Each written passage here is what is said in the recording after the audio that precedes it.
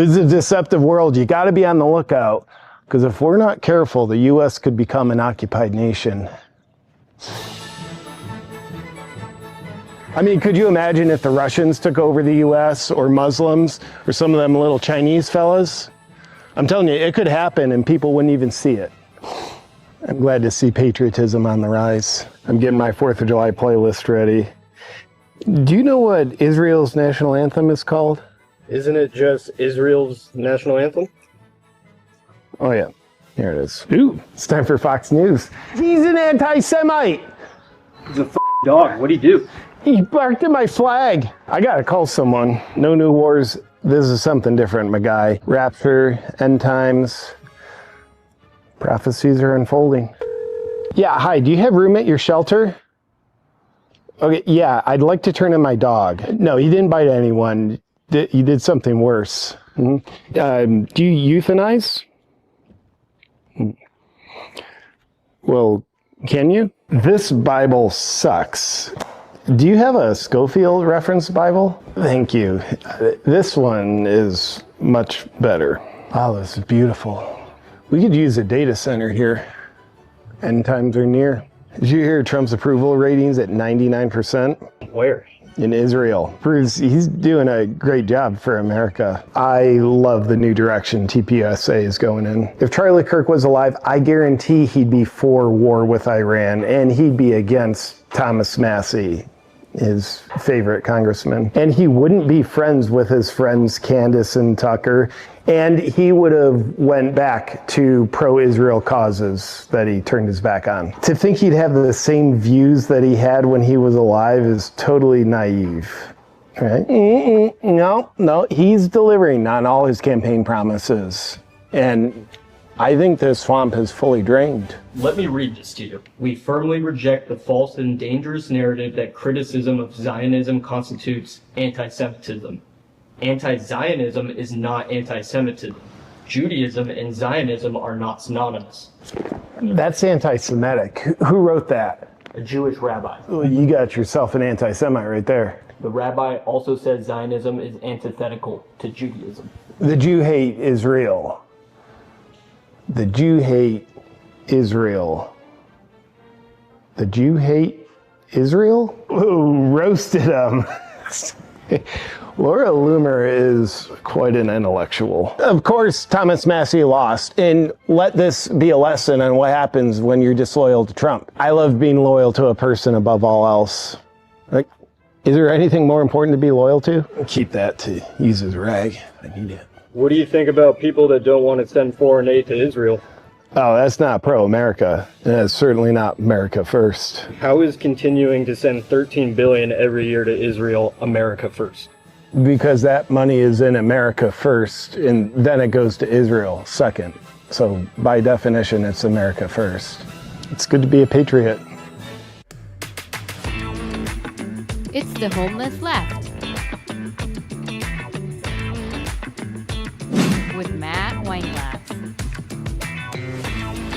and co-host Jay Scott. Episode 191, Threat Level Humanity. with special guests. 2026 Green Party candidate for California Governor, Butch Ware. And then all new top censored news of the week. And here's your host, Matt Weinglass.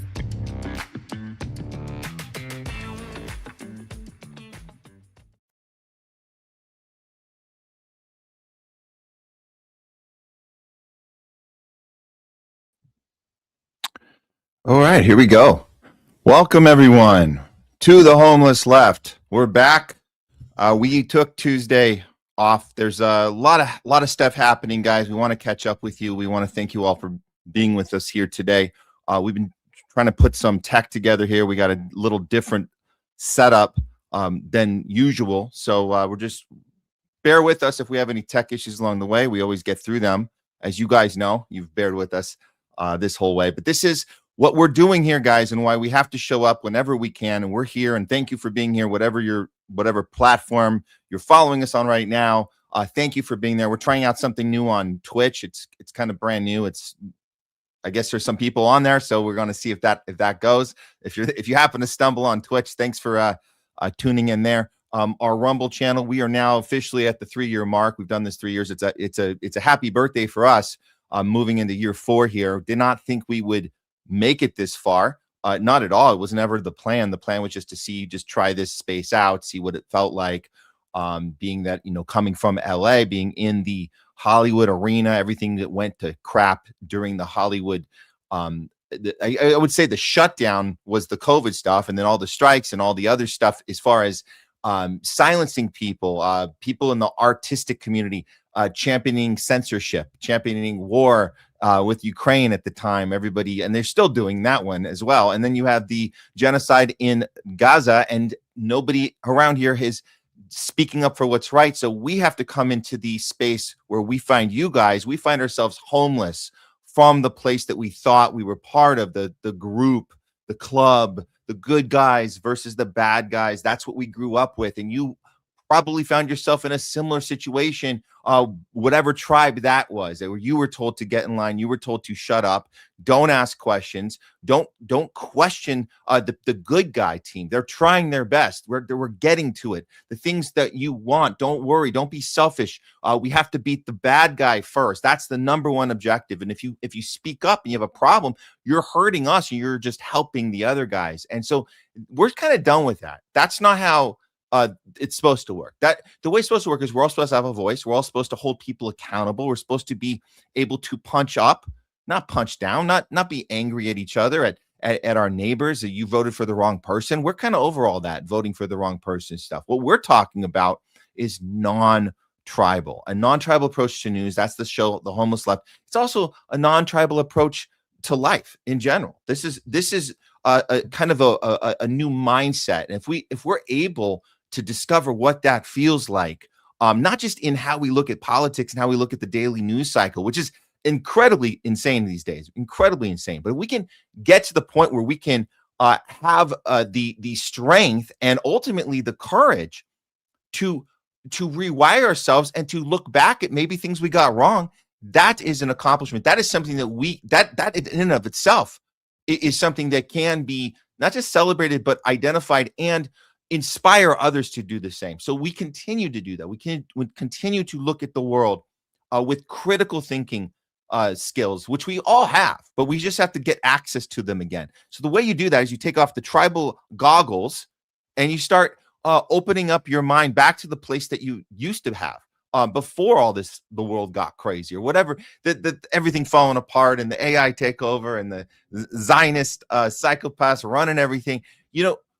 This is all we can do. All we can do is get out of the tribal mindset. So we're not going to fall for the worshiping our hero worship anymore. We're not going to fall for don't pay attention to that person. He's bad. No more killing the messenger. We look at the message. So these are just things we just get better at. And we try to inspire each other to be consistent, because consistency is also important, not just doing it all the time. And that's where principle comes into play. If you can do the same thing over and over and apply it even when it's inconvenient to do so, that's real character, that's real principle. So anyways, enough with the preaching on all that stuff. I just want to make sure that we're all set up right here. Again, we're trying a new tech situation here. So let me just make sure that everything is lining up. If you guys are having any trouble hearing us or anything weird on your end, just let us know in the comments, and we'll get to that as well. Let's see. I think we're looking pretty good right now. Okay, great. With that said, let's first, before we get into the show, just want to give you a kind of a briefing about what to expect today, because what are we talking about today? We're talking about this humanity crisis. It's humanitarian crisis on so many fronts, on so many levels. This is the time where we say, we're calling the episode Threat Level Humanity, a little pun off The Office, but if you guys didn't know the reference. But the point is that we're looking at the total global assault on humanity from so many different factors, whether it be AI, whether it be Zionism, and the endless wars for Israel, and whether it be the pharma stuff as well, because we have to look back at that, and we have to understand that stuff is still happening today. And all these things seem to correlate and overlap on each other. And that's why we have to do the tough stuff for you guys. We have to go through and shuffle through the daily news, which gets faster and faster and faster. You know, we were just talking on Due Distance a few weeks ago with Keaton Wise. We're having a little chat about how, isn't it interesting that the news cycle just keeps getting faster and faster and faster? Is it me, or is this actually true? And he's like, no, that's actually true. So we just have to even just be better at this stuff. And just, you know, it doesn't actually get any easier. We just get better. I think that's a good mantra to remember about anything also in life. Okay, like I said, let's get enough of the preaching. Let's start the show now, and we'll get in. Oh, I forgot to tell you guys, if you missed that beginning, that's a courageous dude right there. That was JP Sears. What JP Sears does is he gets the information, does his own research, and he doesn't care if it's going against whatever tribe that people think he's in, because people thought he was in the Trump MAGA forever tribe. No, he was in Question Everything tribe. So, which isn't a tribe. Questioning Everything is not actually a tribe. It's a community, what we're doing. So kudos to him for doing the stuff that's hard to do sometimes. You lose a lot of your following. They get angry. They go, "What are you doing? Why are you doing?" No, it's this is the right thing to do. It's you apply principle even when it's inconvenient to do so. So shout out to JP for that opening there. And let's get into, we like to start the, well, we usually do this on Tuesdays, but because we're doing a double show today, let's go ahead and start with some top censored news of the week. Wait, no. We're going to save that. My bad. We're going to save the, hold on one second here. Here's what we can do. Hold on, I had a little freeze here. Hold on a second. Okay. That was annoying. Okay. So what we're going to start with is some real fake news update. Just give me 1 second. I just got to make sure one of these screens that just went away, got to bring it right back. Here we go.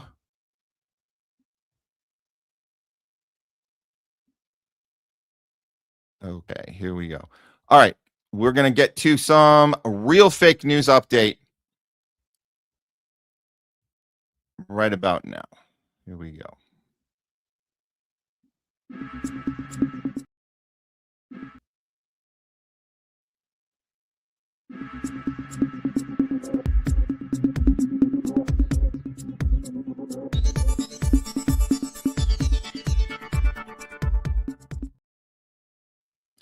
It's a real fake news update, not brought to you by Pfizer. It seems that this Iran deal that has been stalling and maneuvering around, Trump stalling it out, constantly trying to figure out when are we going to get to the end point here? And it doesn't look like we're getting there at all. But the part that we've been talking about, and you guys know we've been talking about, the relationship with Israel, that's the part the mainstream will never, ever cover accurately. So let's start with the latest stalling technique from the president as he attempts to tell us, you know what, maybe we won't actually do a deal after all, because we might not even feel like it. Here we go. An agreement with Iran that just calls for further talks on the uranium, or is the only option in your mind one for... I would for some of it, because it's a memorandum of understanding for speed. And one of the things that will happen is the strait will open immediately, but it's got to be perfect. I'm not going to do this. I didn't do this to get a crummy agreement. The worst agreement ever signed was by Barack Hussein Obama. What a horrible agreement that was. It was a setback for this country, for the whole world. The Middle East would have blown itself up. No, I would like to have the countries we were talking about, with Saudi Arabia, UAE, Qatar, and the others, we'd like to have them immediately join and Steve Witkoff is working on that with Jared and some others, but would like to have them join the Abraham Accords. It'll be historic if they do it. And I think they owe that to us, to be honest. I think, because that really would be a tremendous sign.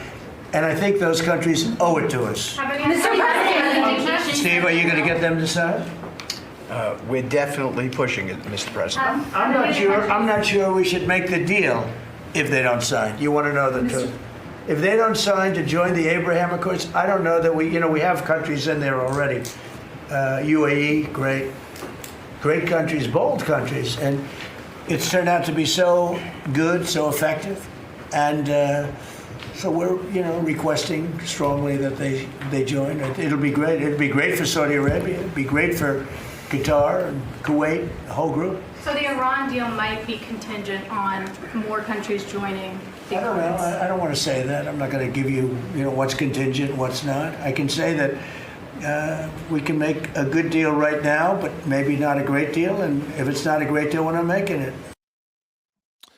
So this is just straight up stalling. Why isn't he able to make any clear decision here? Why is his entire staff going along with this? And more importantly, why is the mainstream pretending that this is the opposite of what it actually is? They're pretending that he's still Emperor Trump and just, I'm going to do whatever I want. He's clearly actually not doing what he wants. His instructions is to not actually have this deal by his overlord masters. That's the part that's missing from this. So he goes on in the same press conference and he starts making another threat to yet another country.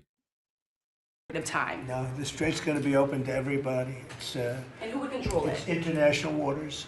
Nobody's going to control it. We're going to watch over it. We'll watch over it, but nobody's going to control it. That's part of the negotiation that we have. They would like to control it. Nobody's going to control it. It's international waters, and Oman will behave just like everybody else, so we'll have to blow them up. They understand that. They'll be fine.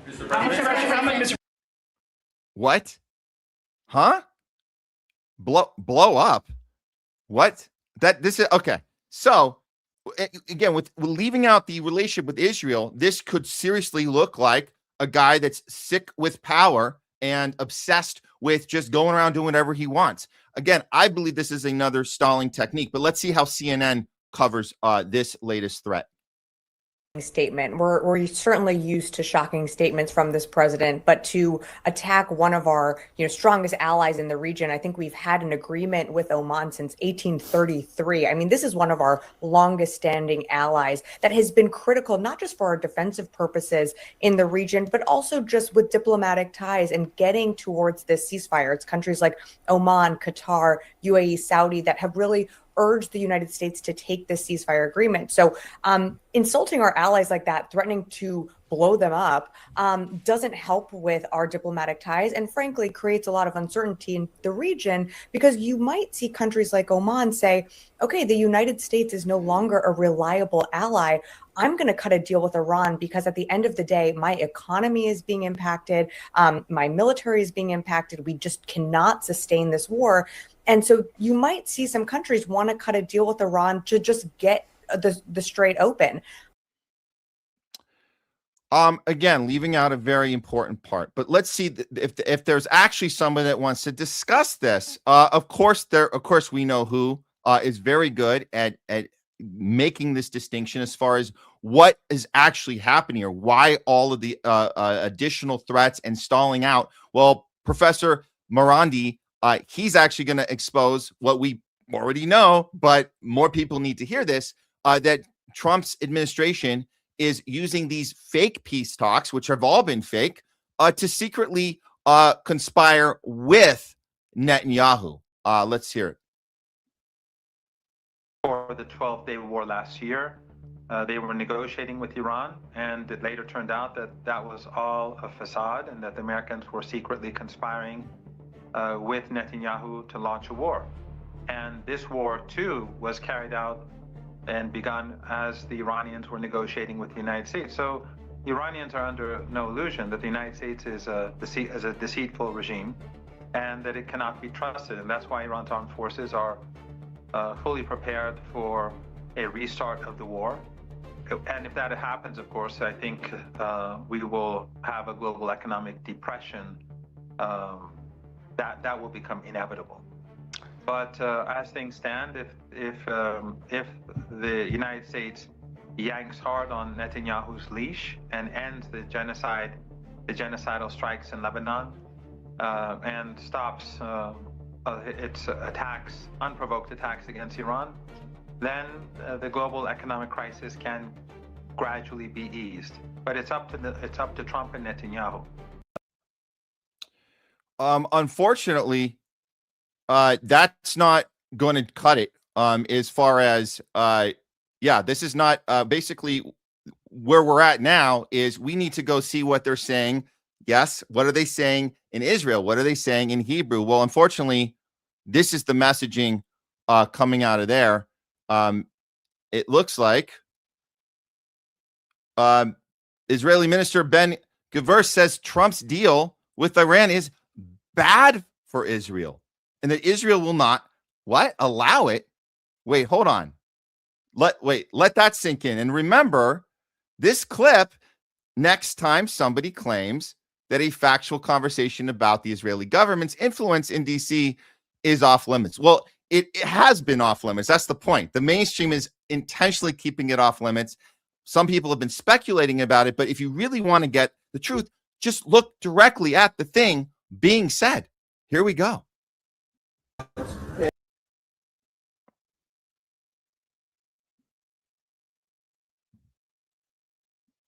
Okay, information. Mr. Ben, do you think that a bad agreement for Israel, like the one that Trump is likely to bring against Iran, will be harmed in at all? Well, first of all, there's something called the real thing, which is human life. A bad agreement for the state of Israel can harm human life.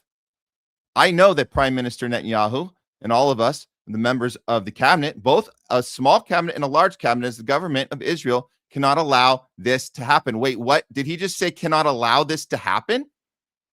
But this is a bad agreement. This is an agreement that can harm the state of Israel, and we will not allow this to happen. So he's saying a lot right there. He's saying we don't like the deal. Basically any deal is going to harm the thing we need to do, what we want to do, which is the Greater Israel Project. You can't really get that done if you have this deal in place. So they're also saying we will not allow it. They're not just saying, he's not just saying we're upset at it, we have a problem with it, we'd like to get a word in on this. He's saying we will not allow. What does that mean? And why isn't the mainstream covering this at all? Why do we have to read this in English the best we can from a translation, from an AI translation? Why is it that we have to do it this way? Because they're not covering this as news. They're still busy doing the Emperor Trump this and that, when he's clearly just stalling this thing out on and on and on and on. That's what's happening. They're going to keep changing the words of, deal of understanding, letter of intent, LOI. I mean, we have a slew of words here in Hollywood that we can just throw out to stall out an actual deal, which is an actual contract that everyone signs. And one more thing about the signing of a contract, we know 100% that the mainstream media is lying to us on purpose by leaving out Israel in the deal talks for one particular reason over all the rest. And that is, if you're going to have a legitimate deal, Israel has to be part of it. If you're only talking about the U.S. and Iran and maybe a Pakistan mediator, and you're not even mentioning Israel, you don't actually have a deal. And that's the end of it. Because we know that Israel's been part of the bombing campaign and the funding. Yes, we've been funding it, taxpayer monies from the U.S., but they've been part of the bombing campaign in Iran, along with all the other bombing campaigns of Lebanon and Yemen and Syria and Gaza, all of them. So you have to have them at the table, or it's a moot point. It doesn't actually matter. So by not reporting on it, they're lying to you. And that's why we have to do the real fake news here to call this shit out for you. Okay. That's it for that one. Let's go ahead and let's move on. I think we got our stuff worked out now, so we can move on with the show here. Without further ado, let's go ahead and bring in our co-host for today.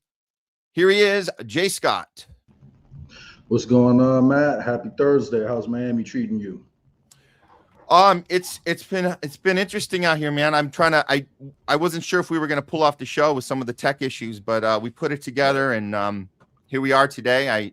So we're just trying to do the best we can, but obviously still dealing with some family issues, and obviously some the day-to-day insanity, which I know a lot of our viewers are feeling too. And by the way, we have a lot of people have been reaching out to us. A lot of our viewers reaching out to us, emailing us, sending nice messages to Leslie and the family and it's pretty nice to see that support. So we really appreciate that. How's everything on your end, my friend? Oh, and then good to hear that, man. You know, at the end of the day, a lot of people have lost people, you know, to COVID too. So I'm sure a lot of people can relate, not COVID, but the pandemic, I guess you could say, the whole situation. So glad to hear people are, you know, reaching out and connecting. But I'm good, man.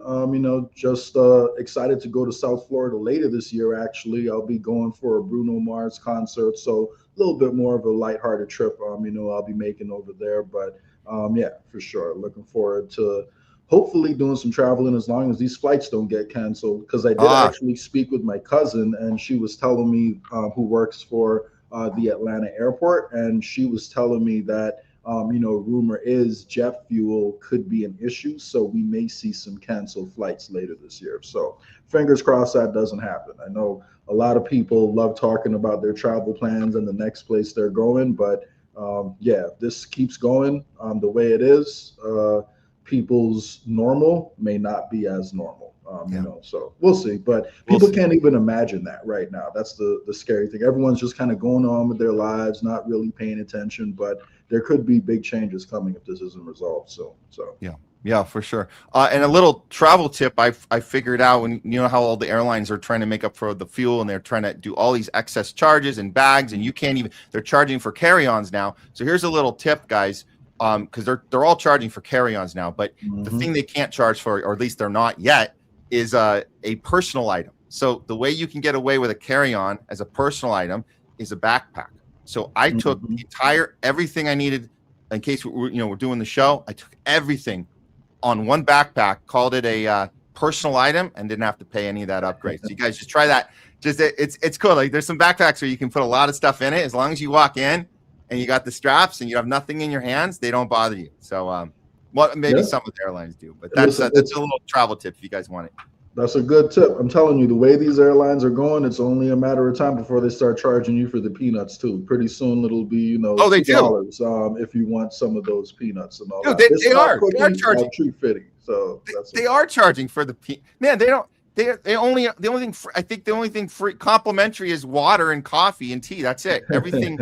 If you want a soda, they charge you. If you want a peanut, they certainly are charging you now. But hey, you know, just do the intermittent fasting. Don't worry about it. That's what I did too. So yeah. There you go. You got to time those flights so it's in your intermittent fasting period. Yeah, problem solved. Exactly. It's not like the plane food is good anyway. So you pay a bunch, you know, like for it, and it's crappy food at the end of the day too. So yeah. Well, listen, we'll try. We're gonna bust out these stories right now, and then we did have. I forgot to announce this up front because we had so much, you know, just getting the show going here. But we do have our guest that we had to reschedule for today. We do have Butch Ware coming in. He's going to be coming in a little bit here, so we'll be ready for that one.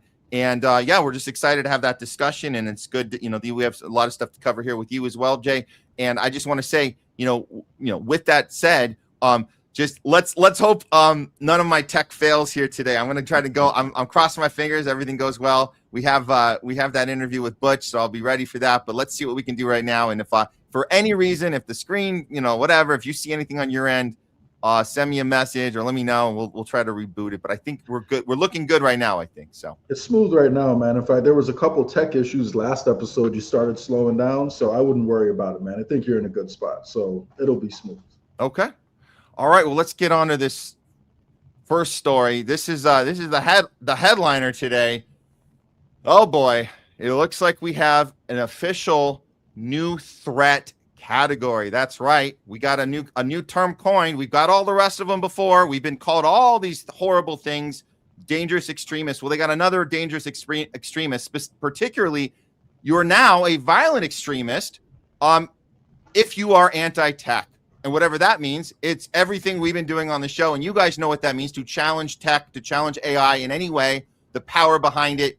You are now going to be labeled anti-tech violent extremist. That's the new term. So let's walk this through, starting with good old CEO himself of BlackRock, Larry Fink, telling us how bad it actually is. Right now, Larry Fink is admitting that the trillions of dollars being used to build data centers and power grids will come from ordinary people's savings account and pension funds. He says it is mandatory. He says America needs trillions of AI infrastructure spending and that people will be forced to invest in it, quote unquote. Much of this will come from savings accounts and pension accounts. Here we go. More and more Americans to think about growing with the United States. We will have far than enough money to invest in this infrastructure. But as the governor was talking about, the need for electrons is growing every day. Some of these, if we're going to be the leader in technology, which we are, if we are going to be the leader in AI, which we presently are, it's just going to require trillions of dollars of investments. And if we don't invest in it, China will be the global leader in this.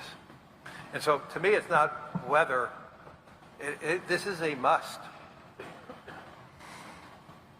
And if you think about how that translates, it translates into a more dynamic economy. We need the United States economy to grow at over 2%. We need the U.S. economy to grow at 3%, especially with the growing deficits the federal government has. And so much of this money, not just the projects, is going to be coming from the private sector, from savings accounts, from pension accounts, from insurance companies, and on and on and on. The whole world is in need of improving the infrastructure. The whole world is in need of us keeping our power, because what would the world do if the U.S. lost the AI battle with horrible China, who is out there invading a bunch of countries on behalf of Israel? Oh, wait, I'm sorry. That's us. We're doing that. Matt, can you think of how scary that could be if some of these South American, African, and Caribbean countries were allowed to implement some of the same socialist policies that they have in Europe without having their governments overthrown? I mean, the world would come to an end. Like we gotta invest in these data centers, man, so we can control the whole world. And of course, our tax dollars have to be used to build the digital prison that will be used to enslave us. How else can they do it, Matt? Like, this is for our own good, right? Right, of course. Yeah. And so the whole world is rooting for the billionaire CEO psychopaths that are putting the game plan together right now. And I don't think they have anything to worry about, because they've already gotten a head start on us in all these different ways. And so why don't we check in with another co-founder of Anthropic, who, we know Anthropic has said the quiet part out loud and has championed, hey, maybe we should put humanity before profit.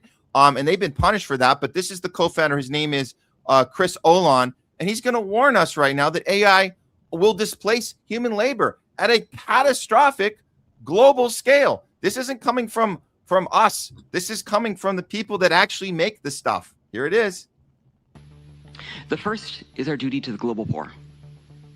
There is a real possibility that AI will displace human labor at a very large scale. If that happens, supporting those displaced will be a moral imperative of historic proportions. This task will be difficult enough, but I worry most dialogue misses an even harder challenge. AI development is concentrated in a handful of wealthy nations. How will we ensure that the gains of AI are shared globally? We do not have a mechanism for this. It is an unsolved problem. And it is the kind of problem the church has historically refused to let the world ignore. The second is the need for moral imagination and ambition regarding human flourishing. If AI models are going to be widespread, what does it look like for? So that's a legitimate concern coming from an actual CEO of an AI company. Very important that we have that conversation. The problem is like I said earlier, they're coming up with a way to stop the conversation and make us look like we're extremists. And I guess it would qualify him as an extremist, because this is the actual thing. This is the DHS just listed AI resistance as a national threat. This is really happened, guys. This is not just they might do it. They are doing it. It's done. All right. The name for this threat is anti-tech violent extremism. So there was a FOIA request that was obtained, and now there's 1,000 pages of internal reports from the DHS, FBI, all these different state departments. The documents describe a new federal surveillance category. So we can all see this. It's all public now. So they're targeting anti-AI and data center activists. They're formulating a new threat. This is what it's called. It's anti-tech violent extremism. And here is an excerpt from that, which will show you that this is actually what's in the documents that we had the FOIA request on. So it's telling us right now. Jay, I'm having a hard time with my screen getting the size. So the size of my boxes, and I can't get this. Can you read some of this one for us? Yeah, I got you. So among the documents in the tranche obtained by Wired is a New York Intelligence and Counterterrorism Bureau report that warns of widespread upheaval in response to AI adoption. Of particular note is a novel term for what the Bureau purports to be an emerging extremism threat. Quote, the chaotic atmosphere that may result from emerging AI technology in the next 5 years may fuel large-scale protests that devolve into civil unrest and anti-tech violent extremism activity, especially in large urban areas such as New York City. The report reads, the term anti-tech violent extremism, the report reads, the term anti-tech violent extremism does not appear in any publicly available DHS or FBI domestic extremism reports or guides and represents a novel grouping of a wide range of ideologies under a single extremist category. So they haven't named it yet, but you can guarantee, it's in the works and it'll be coming soon because they're already running these articles. In fact, I remember, I don't know if it was that same interview with Larry Fink or another one he gave, he was talking about the threat of these quote unquote anti-tech extremists getting their hands on drones and using those drones to attack the AI data centers. So how do you protect against that? Well, of course you need your own drones. So what happens if there are no anti-tech extremists using those drones? Well, you could just do a false flag, send one in there, and then use those drones you already have prepared to crack down on everybody instead. So that does seem to be, the road they're going down right now. What they're doing in Palestine, targeting people with those drones and all that, that may come to America too, not just for the anti-Zionist protests. That could be part of it, but it could also be for these anti-AI like protests or anti-data center protests. And data center pushback is happening all over the country. Even like, some of my cousins, I'm a little bit, of a black sheep in the family because, I'm not a good Democrat. However, they are like, worried about what's happening with data centers and, what it's doing to resources. So this is actually something I would say that's uniting everybody. So it said that everything is in one category right now. So they haven't officially labeled it, but what concerns me, Jay, is the one broad category. This reminds me of the anti-Semitism thing, where it's just everything. We're just going to throw everything into one thing, and then we can decide what we want to do with that. Now that we have it written down, whenever we want to, we can throw you in that category. You are an anti-tech violent extremist. That's what you are because we have a very loose definition of what it is. So I'd like to know, is Pope Leo, is he going to have to worry about being labeled this thing? Because he said this. Other very troubling voices have also reached me about increasingly autonomous weapons systems, practically beyond any human reach to govern them effectively. I hear very troubling accounts of algorithms that can block access to healthcare, employment, and security on the basis of data tainted by prejudice and injustice. And I've heard the silence of those who have no voice when decisions are made. Decisions likely to generate new forms of exclusion and suffering. From this listening matured a disturbing conviction expressed in Magnifica Humanitas. Artificial intelligence needs to be disarmed. The word is strong, I know, but deliberately chosen because this moment needs words capable of attracting attention, awakening. So yeah, I guess he would technically fall into that broad category, right, Jay? Yeah, I mean, he's not saying like, if you listen to the full thing, he's not saying that all AI is bad and we can't use AI at all. Right. What he's essentially pointing out is what we're talking about using it for, like in warfare and replacing people's jobs, that's the actual problem. And if you look at most of the pushback that's happening, it's exactly the same as what Pope Leo just described. So I agree with you. He would be included in that category, but of course, he's the head of the Catholic Church, so he's wealthy and powerful, so nothing will happen to him. But, the average Catholic, who's worshiping over here in America, if you're protesting in front of a data center, your name may get put on a list. So it might be in that same category as those people who are quote unquote labeled as anti-Semitic right now, when most of them are really just anti-Zionist. So it seems like, the same tools that are being developed to squash one set of pushback will be applied to all the pushback against the extremism. So if you were cheering on the shutting down of the quote unquote anti-vaxxers, and if you thought that it's okay to roll out digital ID to use it if it's only going to oppress the quote unquote anti-vaxxers, if that was your line of thinking, that can easily be turned against you if you're against data centers. So, something to think about. So let's look at review the timeline here. What happened? So this is Alex Prompter saying, let me trace the timeline here because nobody's connecting it. Okay, step one, scrape the entire internet, every book, every article, every conversation, every piece of art, every forum post. Do it without asking, do it without paying. Step two, train a model on all of it. Call it artificial intelligence. Oh, okay. 3, go to BlackRock, their infrastructure summit, and announce we see a future where intelligence is a utility like electricity or water, and people buy it from us on a meter.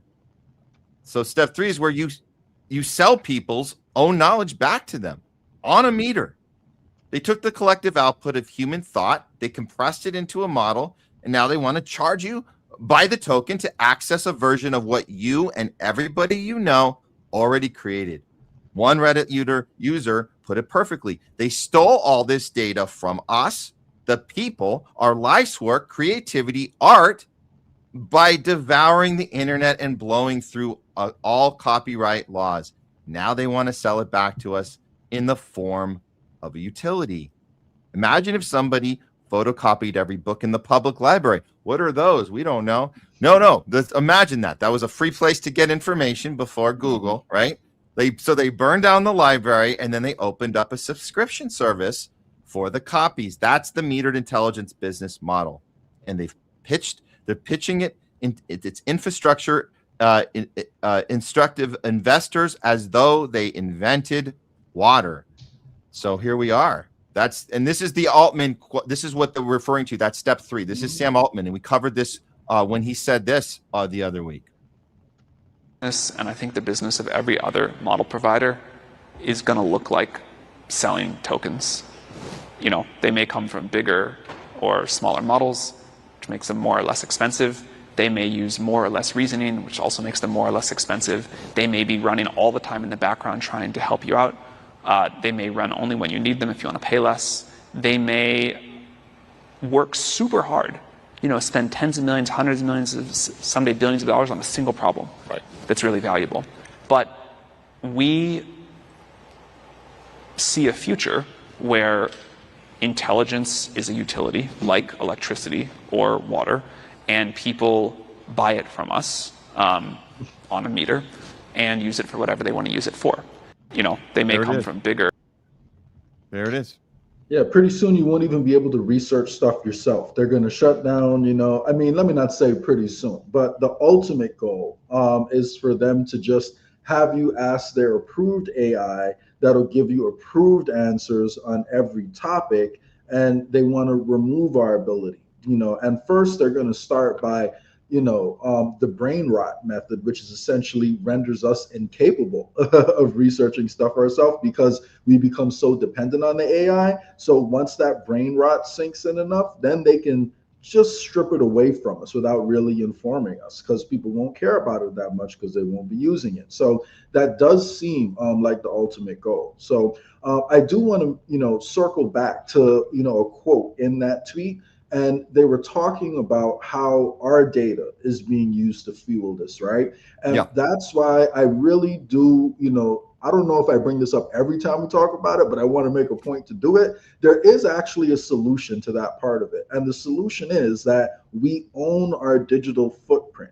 Like in Estonia, they've created laws that essentially allows each person to own their digital footprint and control how their data is used. And that conversation is not being had right now. Right now, the whole conversation in America happening around AI and these data centers is pretty much you're either for AI or you're against it. And I do think, it's a losing battle to just be completely against like AI. We have to figure out how to make it work, and we actually have to own our data, and we need to know when we're interacting with the AI. So I really think, as Americans, number one, we do need to talk about the data centers and how that's impacting the environment. But outside of that, we also need to talk about ownership over data. And it's just not a conversation that's being had right now. For the most part, it's either you're against AI or you're in favor of it. But if we owned our data, it could actually resolve a lot of these problems, I would say, or it could help fight back against some of them. Yeah. But it's going to be, there's going to be punishments for having these type of disruptions. That's the next thing. And we know the college, remember we were covering the college kids at their graduations, they're interrupting speakers as they should. They're protesting these AI speeches, but they're basically telling them, hey, you guys are going to be out of the job, and they're booing that, and that's important. That's important. They're doing that, but that's soon going to be at the same level as Free Palestine. You're going to get, if you do that at your graduation, they're gonna blackball you. They're not going to let you, like, wait a minute, we're not going to have a career anyway. So now you're going to, on top of that, double blackball us. It's like, that's the model we're following, right? That it's going to be legislation, which is what's happening now. It's the legislation to make it illegal to have a problem or put you in an extremist category. And we've been in that mindset for so long. We need to stop this nonsense about violent extremism, domestic terrorism. We have to stop that. This has gone on long enough, man. I'm sick of the right and the left doing it back and forth to each other over and over and acting like it's only bad when it happens to you. Mm-hmm. Well, F those January 6th assholes, right? F them with their domestic terrorism. And then all of a sudden, guess what? Now you're the domestic terrorist. You're out there protesting at a Tesla. You're going to get shipped to El Salvador. Yeah, domestic terrorism. It's always domestic terrorism, this and this and that. I don't care, left, right. We have to be done with it. It's always a ploy. It's not real. And we got to just elevate each other more and understand that when people are protesting, there's a reason they're protesting. Whether you're a Canadian trucker doing the convoy, right? Whether you're doing whatever, the Free Palestine, whatever you're doing, AI, whatever it is, you're protesting. You probably have something important that you're trying to get out there, and it's worth it for you to get out there and yell about it. And I think whether you agree with it or not, let's not fall for that anymore. Domestic terrorism, violent extremists. We're done with that. Yeah, it's important to understand that different people's life experiences lead them to be passionate, about different issues. But we need to be empathetic towards each other and really try to understand a point of view, of the other party, even if we don't agree with the reason they're protesting. We have to really ask ourselves: is the heart of this movement a violent or quote unquote extremist movement, or are they just really passionate about this topic? And, the way they're throwing around this word terrorism, it does point towards the idea that, pretty soon there's only going to be a minute number of people that are in the clear in the eyes of the establishment. Everyone else is going to be one form of extremist, or another. So we got to start looking for the common ground. And to be honest with you, I do believe that we have we definitely have enough of that, to start uniting the whole country. If it's not the anti-war movement, it's this data center and, the AI movement. I think people across the political spectrum are getting the problem with, a lot of these things that are happening. So we do need to start focusing on the big picture, and sure, we can make our case about our differences, but let's recognize that as we interact with our fellow Americans in political conversations, chances are we do have more in common. And if we focus on the common ground, we can just start making progress there. And quick plug, that's what WTP, We the People Party, is trying to do. So just go on Twitter, look up WTP National and follow that tag. So yeah. Love it. Okay, let's get on to the next one. We got a Russia-Ukraine update that we owe you guys, because this has been going on, and it seems to be not making the headlines right now on any of the news networks, and this is important. So let's start with this, because it looks as if China, the timing, we're just going to look at the timing, but it looks like that China might have given Russia the green light for escalation, and this is all retaliation of what has gone down in the last few weeks. So let's walk the timeline through for us, Jay. I think it starts with what we know. We remember the Trump going to see Xi Jinping, and then we had Putin go immediately after that. If you want to walk people through this, and then Sure. what happened after that? Yeah, and just to intro this segment, I want everyone to keep in mind that, at the end of the day, China and Russia are important to each other, but China is more important to Russia than Russia is to China, because China is a manufacturing source. It's a source for Russia to send, like their products. And, they only have one way. They have several ways to make money, but they are dependent on being a resource exporter. And their relationship with China has helped them, survive through all these intense sanctions that they've been under. So they're both important to each other, but Russia would have a really hard time if China was to cut them off. So with that taken into account, there were a few back-to-back meetings, and we heard a lot, about the meeting between Trump and Xi a few weeks ago. But most people don't know that Putin actually also met with Xi directly after Trump. And I don't think the timing was a mistake. So a few weeks ago, May 14th to 15th, there was a formal state visit between Trump to China when he brought all those CEOs, we spoke about. And then on May 19th and 20th, just days later, Russia, the president of Russia, Vladimir Putin, went to China, and they did actually sign a fair number of strategic partnerships, while they were there. So there was a lot more solid progress that came out of the Russia meeting versus the meeting with America. But, one of the things we have to consider is what's been going on, in Eastern Asia. And one of the things that's been happening is China has been worried about what's going on with Taiwan and how America is arming Taiwan. And they've also been complaining about Japan escalating its rhetoric and talking about how Taiwan is a red line for them. So that's the context, we need to look into. So with that being said, that was actually one of the things that was brought up, in the meeting between Trump and Xi. And, according to all these outlets, which would be Reuters, the Financial Times, and Bloomberg, the most heated point of the conversation between Trump and Xi happened because of Taiwan, but it wasn't actually Taiwan. Because when Xi started, talking about, we need to make sure the Taiwan situation doesn't spiral out of control, Trump pivoted to arming Japan. And, he essentially said, hey, if you guys try anything, with Taiwan, us in Japan, we're not going to sit by and let that happen. And we're in the process of rearming them. So, without boring people and reading, every little part of that, that's a summary of what we're looking at in that tweet. So, one thing, apparently, the relationship between Putin and Xi and what's been happening in the Ukraine war is China does not want escalation, because the more disruption there is in the world, the harder it is for them to export their goods. So if Europe collapses because, they get into a war with Russia, then that'll be bad for China because that's one less market for China to export their goods to. So they've been in favor of trying to negotiate peace and trying to get Russia to, give a little ground and, try to find ways to work, with the West. And that's what they've been doing up until this point. While Russia, apparently, the word on the street has not had a very positive outlook on that possibility because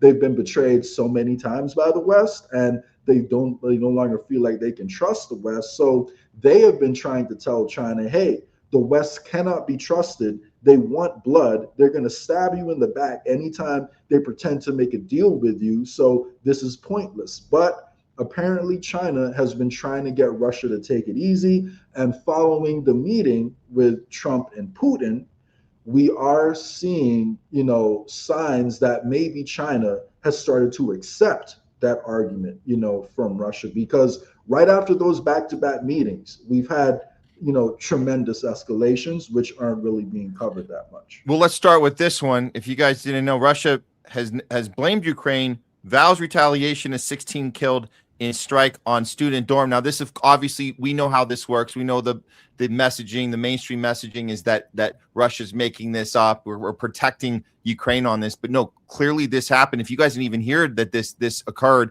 let's get an honest discussion here. We have a clip from this is Olga Bodeman and our friend of the show, Tara Reid, having a discussion about and giving some context to what happened in this dorm attack that occurred a week ago. RT correspondent Murat Gazdiev arrived on the spot. It was that very morning. He says he could still hear the girls screaming under the rubbles. Oh, that's heartbreaking. It's an act of terrorism. And can you imagine the rescuers, the MCS guys, when they were trying to pull the girls out of the debris, they were crying themselves, those guys. Right. And, that was a pedagogical college. Yeah. So there were mostly girls studying there to become teachers. Right. So that was, and what was most terrifying for me, that was such a deliberate strike that 4 drones, at least that what we know of, 4 drones attacked the building, the dormitory at night. Most of the girls were in their pajamas. They were sleeping. Yeah. So the girls, scared by this first attack, of course they tried to escape. They tried to leave the building. So while they were running down the stairs, a few more hits came and hit the building. A few more attacks came and hit the building. Can you imagine? I can't. Imagine sending your child to summer camp, to a tech college, pre-college. There's still, and I think for our Western audience, they have to understand, they call it a college, but actually the children are 14 to 18, so they're underage. Man, so this is, it seems, yeah, go ahead. Sorry. And the scariest part is the reasoning behind it. And, it sounds exactly like the Israeli and Zionist talking points. Exactly. Whenever they bomb Gaza, the Ukrainians essentially said, we claim that there was a Rubicon drone unit operating in the basement of that building. And they're essentially applying that the girls were just human shields. And it's okay to kill the human shields because, we got to get the bad guys. And I just want everyone to remember, think about every movie you've ever seen where there's a hero, saving somebody, right? Like the cops, when the bad guy takes a hostage, the cops don't just shoot through the hostage and say, oh, he had a human shield, so we had to kill the bad guy, so too bad for the victim. This is the same logic that Israel uses when they bomb Lebanon, when they bomb Gaza, when they bomb all these different countries. And now Ukraine, which is actually run by neo-Nazis, has the exact same excuse. So Nazis who are supposed to, quote unquote, hate Jews and some Jews, who support Israel in everything they do, use the exact same argument, human shields. So what does that say about where warfare is going in the world? And this is a really, really dark justification for what they did. They didn't even say that Russia is lying. There were no college girls there. They're admitting the college girls are there and they killed them, but they're saying it was worth it because we had to get to some Rubicon unit, which they haven't. And they're younger. Actually They're younger. exists. They're And they younger have, than college. yeah, some These are underage 14-year-olds. girls, and they haven't even given evidence that this quote unquote Rubicon unit, and not that that would justify it, but they haven't even provided evidence for this. So it is pretty ridiculous all around, in my opinion, and scary. Yeah. So, of course, Russia had a response. These are the hypersonic strikes on Kyiv. Here's a shot of, I guess, the best shot we could find of it. Volume down on that one. So, of course, there was a retaliation, and like that's still, the West is obviously still painting Putin as the uncontrollable bad guy that can't help, but it's like, this is what do you do when these are actual like attacks on Russian citizens? This is like not like what we're talking about is elevating that level of nuclear war of World War III watch, which we do that segment World War III watch for this particular reason, because it seems that the West just keeps antagonizing, keeps pushing the line further and further and further. What is Putin supposed to do about this? And of course, I think it go back to what you said about the timing of Putin going to see Xi right after Trump and having discussions about getting aligned and saying, what will you give the okay here for me to escalate? Because how much more can he take of this? This is what we're talking about here. And then I have this. This is so now the EU is responding, right? They're saying it'll maintain its diplomatic presence in Kyiv unchanged despite Russia's warnings. Well, apparently they've got a lot of diplomats to spare, and they need to trim the head count. That's obviously a reference to the Yeah, and I want to make sure people understand the context here, right? Because so far, Russia has generally refrained from attacking Kiev too hard, right? Most of this battle, it's been a lot about Donbass and regions closer to Russia, and they've stayed away from attacking the decision-making centers and the political centers over in Kiev. They did do it early on, then they backed off, and the thinking here is that China was likely one of the forces pressuring them not to go too hard against those diplomatic centers. And so we saw the meetings back to back. You know, it's possible U.S. intelligence may have some insight into the conversations that were being had between Russia and China. So maybe they were aware that Russia was going to escalate. And they decided to, ramp up their attacks, ahead of time. Or maybe it's just coincidence, or who knows? Maybe this is one gigantic dance, between the East and the West, and they're all on the same team. So I can't tell you what happened, but what I can tell you is there's a strong temporal correlation between these back-to-back, meetings between Trump and Xi, and then Trump and Putin, and escalation, in this Ukraine war. So Russia stayed away from striking those decision-making centers up until that meeting. Then after that meeting, we got that huge terrorist attack on underage girls in Russia. Now Russia is escalating its attacks and hitting Kiev with hypersonic missiles. And they put out an official announcement. It's not like it's rumors going around. Like, the defense ministry came out and said that they're advising all foreign diplomats to leave the Kiev area because their safety will not be guaranteed. This is new. This is not something they have said before. So this is a major warning. And if we had an honest mainstream media, that shit would be fucking headlines, bro. Like the fact that this is not headlines actually scares me, because it tells me they might actually be planning something big, but they want to catch us by surprise. And in response to Russia's warnings, EU said, nah, we're good, we're chilling, even though we haven't proven any ability to strike down or to intercept these hypersonic missiles that Russia is shooting. So all the diplomats there are sitting ducks. So it feels like we're being set up for a situation where Russia has warned the world, we're going to start striking Kiev and taking out decision-making centers. If diplomats are there, we're sorry. They're ignoring that. They're waiting for Russia to do what they said they would do. Then they're going to act surprised and say, we gotta send in troops. We gotta help out Ukraine. So I don't know that's going to happen. I hope that's not going to happen, but it is a possibility that we all have to be aware of. So, Well, meanwhile, while that's going on, it looks like Kash Patel might be working with Japan to help them create their own CIA. What? Yeah, Nick Cruz put this out.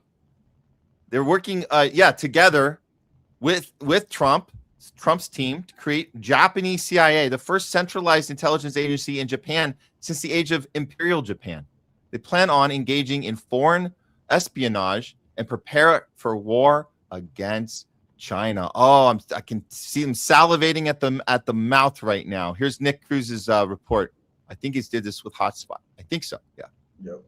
Ichi, the Margaret Thatcher-inspired Prime Minister of Japan, is pushing for the creation of a Japanese CIA. In coordination with Kash Patel in the United States, Sane Takaichi in Japan plans on creating a centralized intelligence agency for the first time since the 1940s in the age of Imperial Japan. Sane Takaichi is obsessed with reviving Imperial Japan as she refuses to apologize for any of their war crimes. Now she is pushing for a remilitarization of Japan and preparing for a future war and conflict against China. They're not even hiding the fact that they want to establish this new Japanese CIA in order to engage in foreign espionage against China. This is why Sane Takaichi is facing massive anti-war protests back at home. It's clear she doesn't give a damn about the average Japanese person. She was installed in order to serve the neocon interests of the United States. This story also shows how pathetic Japan is. Because what do you mean you're coordinating with the FBI while creating your own centralized intelligence agency? Japan has no sovereignty. This intelligence agency will essentially be an extension of American intelligence that is already being used to spy on the Japanese people and promote never-ending conflict in the region. Yep. And, again, this is one of the topics that was brought up between Trump and Xi. And I think part of that meeting was Xi's attempt to see if he could get Trump to roll it back. And when it became clear that Trump was defiant and we're not going to back down on arming Japan and Taiwan, I think that could be, one reason why Xi gave the green light to Putin to go ahead and escalate with the war in Ukraine, because maybe they are essentially reaching the same point as the Russians, that, you can't trust the West, and every time you do, they'll backstab you. So the timing of this part where China, it seems back earlier this year, China bans rare earth exports to Japanese military, citing concerns over remilitarization and alleged nuclear ambitions. This is where that was discussed here at this press conference. Hello. Question from Reuters. Japanese media as well as the Financial Times have reported that President Xi and US President Trump talked about Japan and its remilitarization at their summit almost 2 weeks ago. The media reports said that Trump defended Japan and PM Takaichi when criticism of her came up during their talks.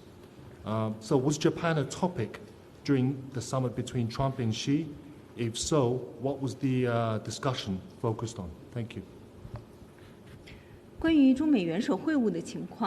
meetings between the Chinese and U.S. presidents, we have released, the report you mentioned is not consistent with the information that the Chinese side has. So China's position on its relations with Japan is clear.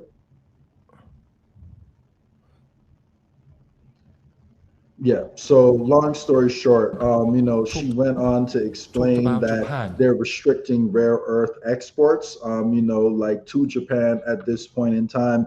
And I think this is something we really need to consider. Like, we really need to stop and think about this. The only reason they haven't done that to America is because we have a much larger market and they're more economically dependent on America than they are on Japan. But they know that we're the ones escalating, and they're showing us that when the time comes and they have no other choice, they will cut off the rare earth exports to America, if we keep going down this path. So I think that's a really big takeaway we need to get from this, and then recognize that we use rare earth, exports and minerals in all of our electronics. Like, we need it to wage war, but we also need it to run our entire economy. So, like, if we keep going down this path, I cannot stress like how detrimental this is going to be. So if you think you can just go about your life and not pay attention to this and let it, take the route it's going to go, like, you're wrong. Like, you can do that, but all of us will be tremendously impacted. And the more of us pay attention and push back,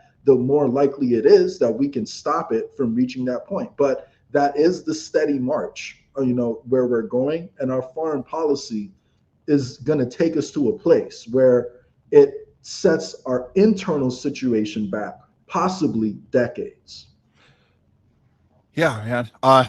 Yeah, good update on this one. I guess should I take the Ukraine flag out of my social now, or do we still need it? No, man, I think you need to add a Taiwanese flag there alongside a Japanese one, and then you'll also need to make clear that you don't like anti-vaxxers. So put like a thumb next to like a little vaccine, so everyone knows that you're in favor of the shots, you want to defend Ukraine, and you want to defend Israel, Taiwan, and then and also make sure they know that you're pro-AI, and then you can avoid all of the lists that the government is putting extremists on. So if you want to be safe, just make sure you support every single one of those causes and don't question it. Yes, that's a great advice, my friend. Great advice. Okay, I think we gotta bump the one segment next time, unfortunately, because I have this next one lined up here. It's our second try at it, Jay, but I think I'm set up here, and I think we're good on anything else. You want to just do a quick update on We the People really quick before I get on to this interview with Butch Ware? Yeah, sure. And just to be clear, I support many of the policies, that the Green People has. I'm a fan of, a lot of the issues that, a lot of the solutions that Butch Ware is presenting to issues in the country. I think his idea on social housing is something that we really need to look at and pay attention to, because, what he's proposing isn't something new.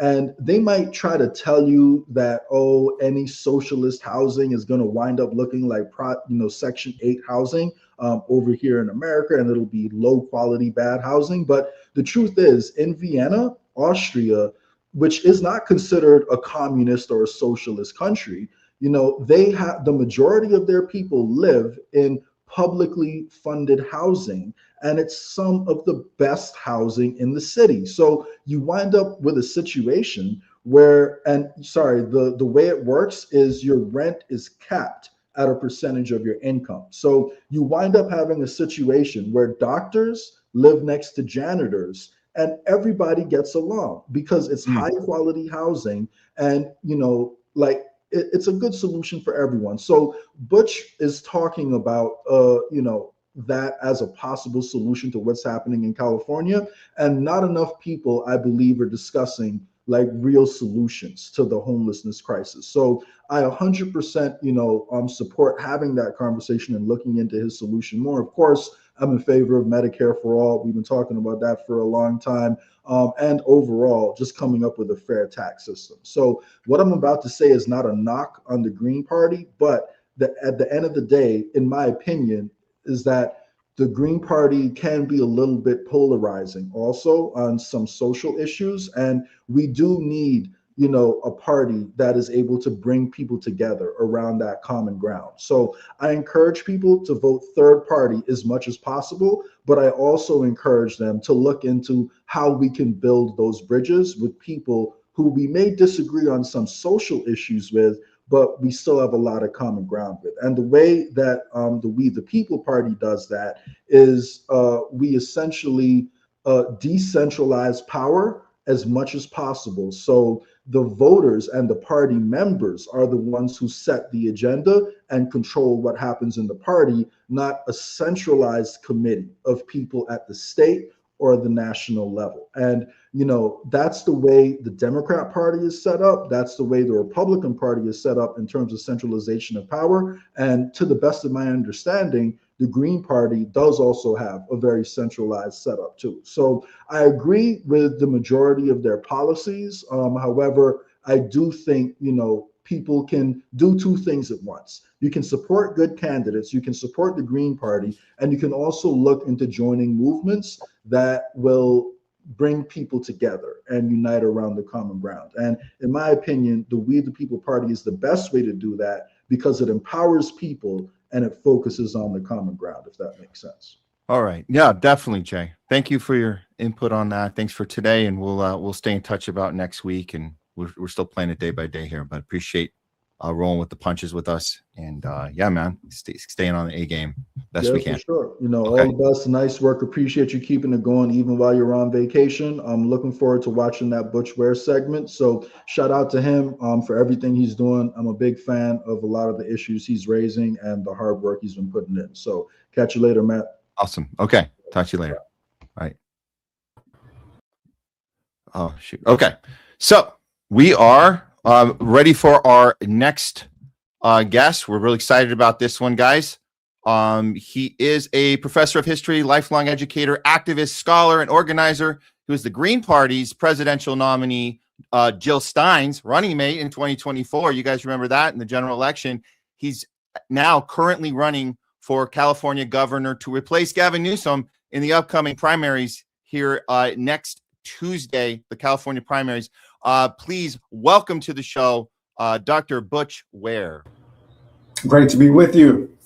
Awesome. Thanks for taking the time. I know this is crazy campaign season, a lot of stuff going on, and we just appreciate the time with you. It's a privilege and a pleasure. I am doing like 5 media spots and in-person events like a day, basically, but glad to carve out the time, brother. Yeah. Well, first of all, I'm going to play this clip from you at a recent event in San Diego, just kind of get a little sense of the enthusiasm and excitement, what you're bringing to the table as a third party candidate right now here in a very contested governor's race here in California. So here it is, a little clip from that appearance. Where? And if you want a governor that is not afraid to say, fuck ICE. And if you want a governor that's not afraid to say, free Palestine. And if you want a governor that's not afraid to say, fuck Donald Trump. And if you want a governor that ain't afraid to say, fuck Gavin Newsom too. Then holla at your boy. 9 letters. BUTCHWARE. Write it on your ballot. So first of all, I'll just say that's refreshing to have all that being said at once, and I can tell that the crowd is loving it because we don't get too much of that. It's usually just that one side is bad, the other side we have to protect, and I think that's the part of the theater that we're done with here, and this is why we love this opportunity that you're doing this right now. So I just want to pass to you and say how you got into this race, and I know we do have a issue to discuss with this large pool of people, but it seems that you're having a difficult time with getting your message out there, particularly because they don't like the anti-both party thing happening at the same time, which you're doing. Yeah, I mean, the duopoly can't stand what I'm doing because people are finished with those 2 murderous, genocidal, Israel first, America last parties, right? And so running as a principled anti-Zionist that has never been a Democrat or a Republican, I represent a kind of politics that a lot of people are ready for. Right now, 49% of Americans identify themselves as independents. Only 24% identify as Democrats, 24% identify as Republicans. And yet we're constantly sold this nonsensical propaganda that we're a country that's comprised of blue states and red states, blue counties and red counties. No, we all hate those two trash parties. 63% of registered voters say in a 2023 Gallup poll that those two parties do such a, quote, poor job that we need an independent third party. And that independent third party needs to be not corporate funded because who funds you runs you. The source of our frustration, most of us, is that if you were to make a Venn diagram of the donors to the Democrats and the donors to the Republicans, you're going to be staring through a single circle, right? The same corporations fund both sides, and they stage a phony WWE culture war between a so-called left and a so-called right to keep us divided on things that do not affect their money or their power in any way. So we represent a different kind of politics that's not rooted in that, corporate mystification and weaponizing identity politics or ideology in order to divide folks, because I believe that we need solidarity that's beyond identity and ideology. And I think a lot of folks are ready for that. So I guess my question, Butch, is why do the Democrats, and a lot of people don't really realize this, they spend so much time and effort and money and just all of their focus on destroying third-party candidates. They spend more time and money on that than they do on going after the Republican side. And it's like, what is that mechanism that's been in play? And it seems to fool people this whole way. And like you mentioned, as far as we're ready, obviously, to get out of this two-party system, but they'll still tell us that we are not ready, that America's not ready for that yet, when we clearly are. Is it because of this effort of not just the Democrats, but Republicans too? They kill other third parties as well, but particularly with the Green Party. Can you shed some light on that battle there? 100%. So my colleague, so here I am at my office at UC Santa Barbara. I'm a history professor. That's my day job. My colleague at UC Riverside, Dylan Rodriguez, he said the Democrat Party is the most effective counterinsurgency organization ever to exist in human history. That's a bar, right? Because the Democrats, that's where real change goes to die. So their job actually is to make sure that we never get a people-censored politics, that we never get a genuine opposition party to what the Republicans are doing. They spent $20 million suing Greens off of the ballot in 9 states in 2024 when I was running as the vice presidential candidate, right? They spent more suing to knock us off the ballot than the budget for our campaign. And they've done the same thing with me inside the state of California. It's the reason why you have to write in my name, because the Secretary of State, Gavin Newsom crony, knocked me off of the ballot on a nonsensical technical infraction that then we later proved in court had never even happened in the first place, right? So they are at war with an option that would give people something other than, more oppression from Team Blue genocide. So let's break that part down, because I think it's important. I got the ballot right here, right? I'm doing this, and I go through this, and I see the people running. I mean, there's like 60. It's a lot, but I went through this, and like you said, they deliberately kept your name off of this with a technicality. I don't see any other Green Party candidate on here. You are the Green Party candidate, but they went out of their way to keep you off. This is infuriating, and for people to think that, it might have just been a mistake or an accident. We see printings done incorrectly. I don't know if it's ever an accident, but we do know that sometimes names are spelled wrong, things like that. But just assuring our audience, like, this is not an accident. This is not just somebody dropping the ball. This is deliberately keeping the Green Party off of this ballot. Can you let us know what to do about that and how we're going to be able to get your name in and count the vote? Yeah.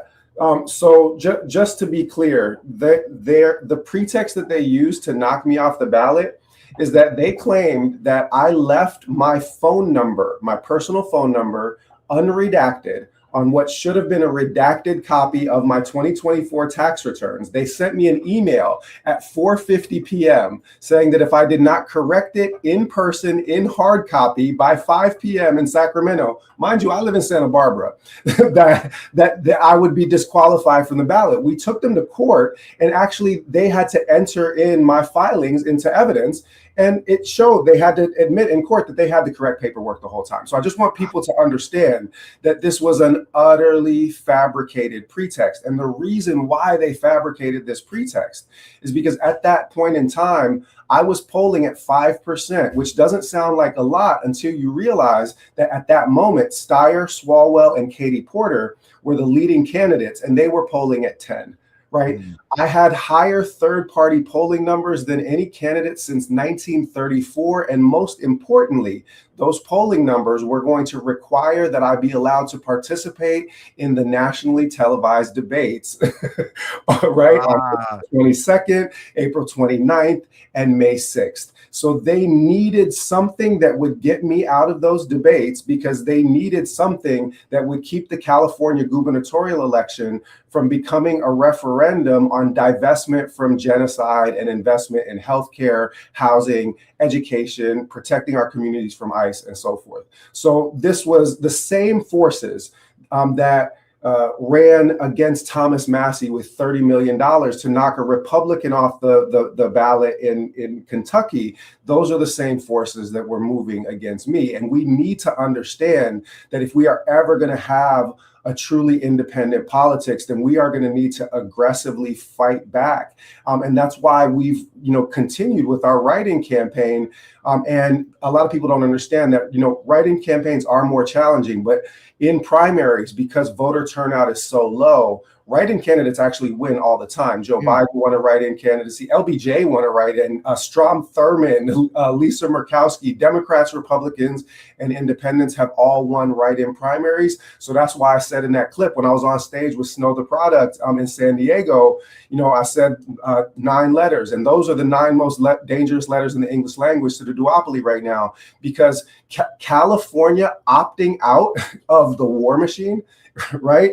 California, opting out of the fake culture war between blue and red, that is death to this system. And then one last thing on that duopoly. So I teach African history, I teach Black revolutionary history, I teach hip hop history, I teach, a bunch of different subjects. Great African revolutionary Julius Nyerere, first president of Tanzania, he said, of course, the United States is a single party state, but with typical American extravagance, they have 2 of them. Right? We're done, being fooled into thinking that blue versus red is a real fight, and we need to fight back for ourselves. So we know this. We knew this in 2024, and that's why a lot of us did vote for you and Jill Stein. I did. My wife did. A lot of people did. We lost friendships over it because they were convinced, or they were suckered into the thing that we've grown up with, being told a vote not for Kamala is a vote for Trump, which is not true. Mathematically, that doesn't make any freaking sense. But I think it's the other part of it that people are so frustrated about, because they see the final numbers and they go, oh, maybe America isn't ready for this. But we know why those numbers are so low, because if they just let the people go and vote for the thing that they wanted to have, which was not either party, because both parties have been captured by Israel. We know the whole thing, and everybody was sick of both of them. So when they see those final numbers, what can you tell people as far as what do we do to fight against that? Because it seems like they're going to find a way to do that, regardless if we know they're doing it or not. So first of all, congratulations for being one of, millions of us that did opt out, right, of, the genocidal duopoly. One thing that they're not going to tell you is that there is actually a large demographic population that voted for the Green Party ticket.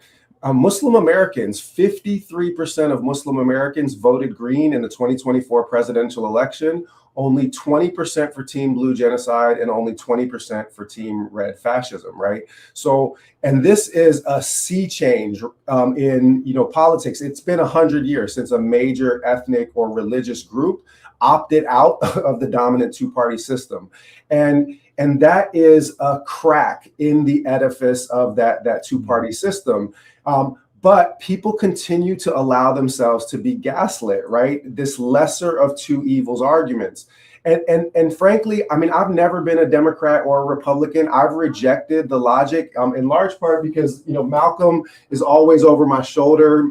Is Malcolm X. I converted to Islam when I was 15 when I read Malcolm's autobiography. That was also my beginning of engaging with the Black radical tradition. And Malcolm said, the liberal is a fox. It bares its teeth. You think it's smiling, but you're on the menu. The conservative is a wolf. When it bares its teeth, it's into a vicious snarl that leaves the Black man no illusion as to where he stands. So from the standpoint of a truly revolutionary politics, there really is no difference between blue and red. They're all part of a single monoparty. And those of us that want something better, and we know that that's actually 2/3 of the American electorate, right? 63+% of us want an independent third party, and yet we refuse to invest politically in it. And I guess the last thing that I would just say is that the response to this campaign inside the state of California demonstrates that the people are ready. We've got thousands of volunteers from San Diego to Humboldt County, Central Coast, Central Valley.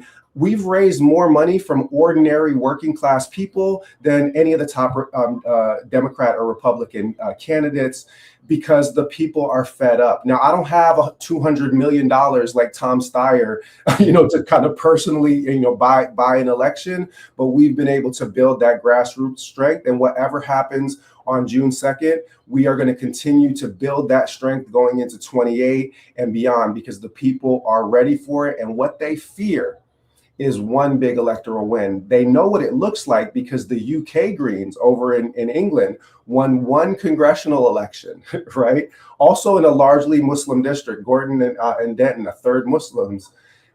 And the Green Party there surpassed the conservative and liberal parties in national public opinion polls within a week and have not given up the top spot since. So we know that the days of those two parties pulling the wool over people's eyes, those days are numbered. And we just need to get behind an independent politics, because we know that it's what we want, that we know that it's what we need, and we're not going to get policies that work for us until we actually vote for politicians that work for us instead of their corporate donors. Yeah, no, that's well said. We feel the surge right now. We feel the timing. You mentioned Thomas Massey, Marjorie Taylor Greene. They're bowing out right now. She just said she's done with the Republican Party. This is the time more than any to reach across. There's no more aisle. This is just the people reaching across to each other and punching up for once. So I appreciate everything you've been doing, and we support you. And good luck with the rest of the campaign. And we'll get out the vote on Tuesday. Appreciate you, and thanks for the opportunity, to bring the case to your audience. ButchWareForGov.com. If you want to get involved, there's still time. You can follow me on all social media platforms at Butch Ware, and tell all of your folks in California to write those two words, Butch and Ware, because we have a still puncher's chance to finish in the top 2 in that jungle primary. And I'm going to tell you this right now. If we finish in that top 2, it's only going to take 1 million votes. And there are 1 million Muslims in the state of California. Just want to point that out. We've got an electoral base to build off of.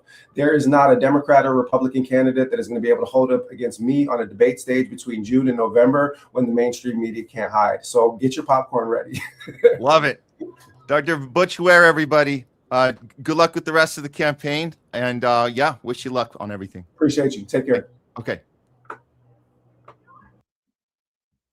All right.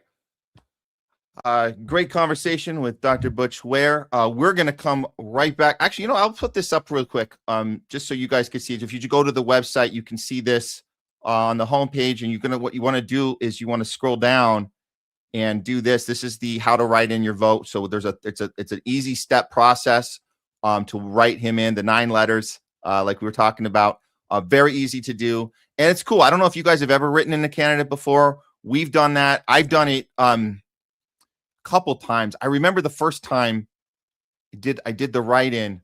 There's an adrenaline rush about it when you do it, because you go, I'm doing something against the thing that they want us to do, and there's something about it. So if you're going to choose, if you're in California, you guys are thinking of doing that, stepping outside for the first time, and you don't have to be registered as a non-affiliate. I finally did. I finally got out of the Democratic Party. I mentioned earlier, Marjorie Taylor Greene did say this. I was going to bring this up on the screen, but this did happen.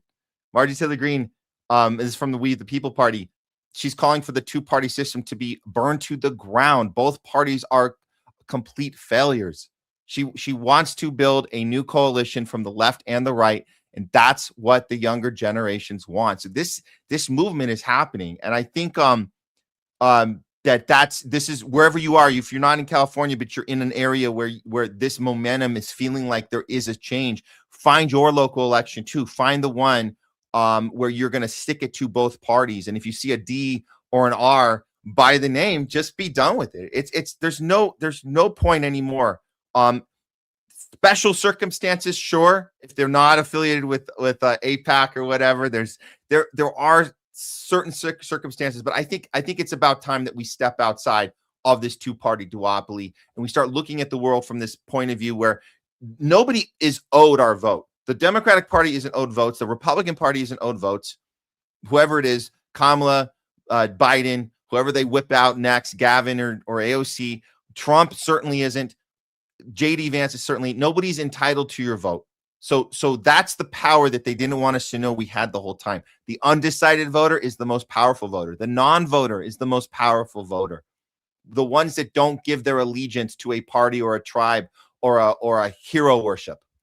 That's the most powerful person. And so that's what we're going to take moving forward into this election. So we'll see how it goes here in California. We're going to be covering this after the election, of course, and let you guys know all the chaos here, the governor's race, the mayoral race.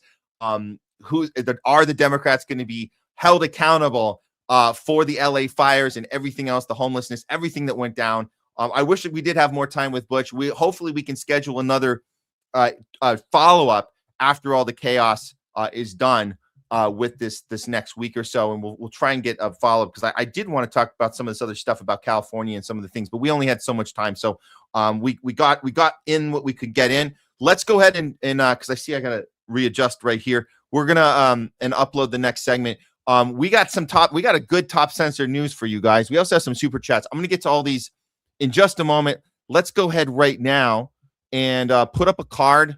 Don't have a video for you guys today, but well, we have one at the end. We got the ending. It's a good one at the end. But for now, let's just cut to a card, and we'll be right back in just a few with some top censored news of the week. We also have a We Know It, It's Not, and a Loudest Voice of the Week. We'll be talking to you too, guys. We'll do some talking back with you too. So lots more show coming up, guys.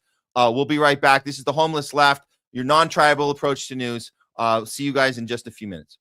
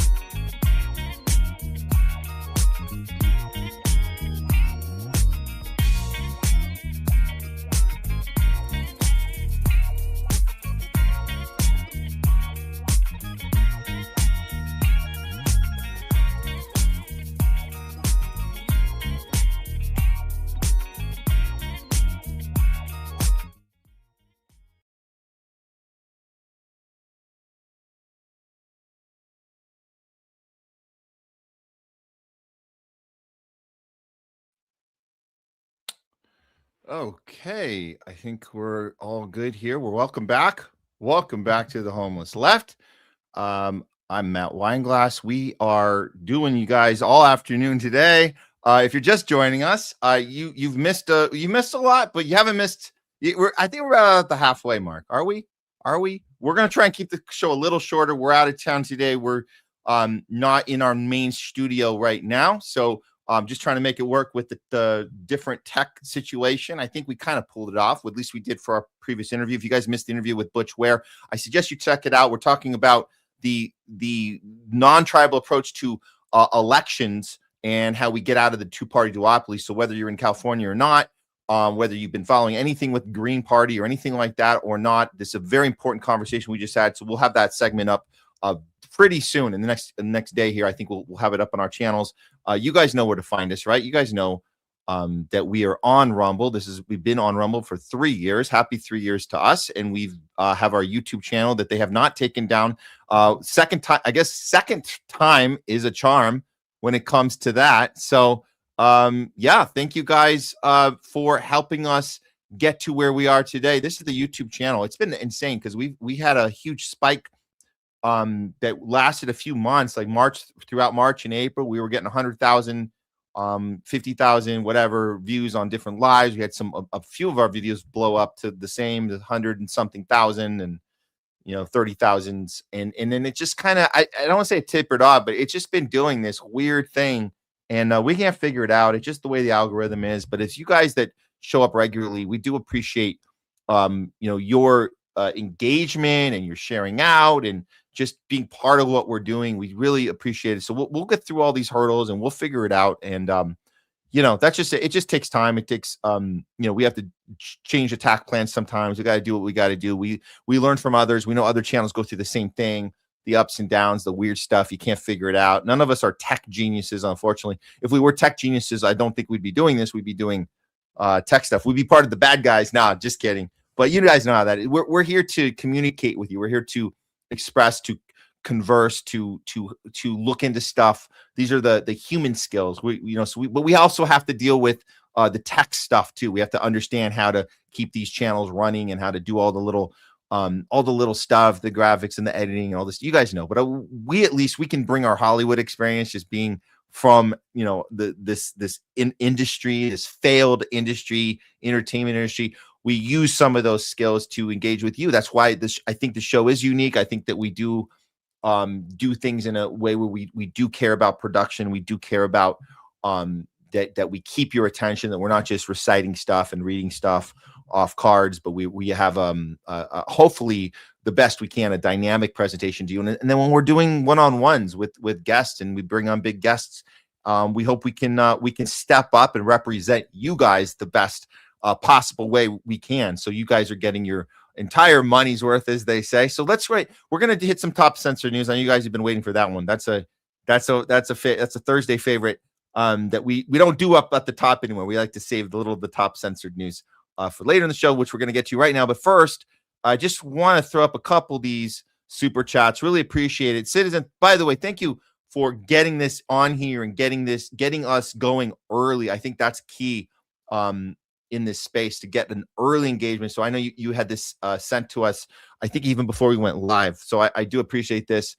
The Dick Wolf effective equals once you see it, you can't unsee it. That's been a general theme for sure.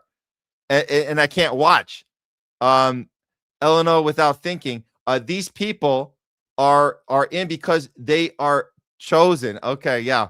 And didn't deserve their parts. Well, yeah, I mean, there's something they talk about it. We're not the ones saying it. They said it. We're not saying it.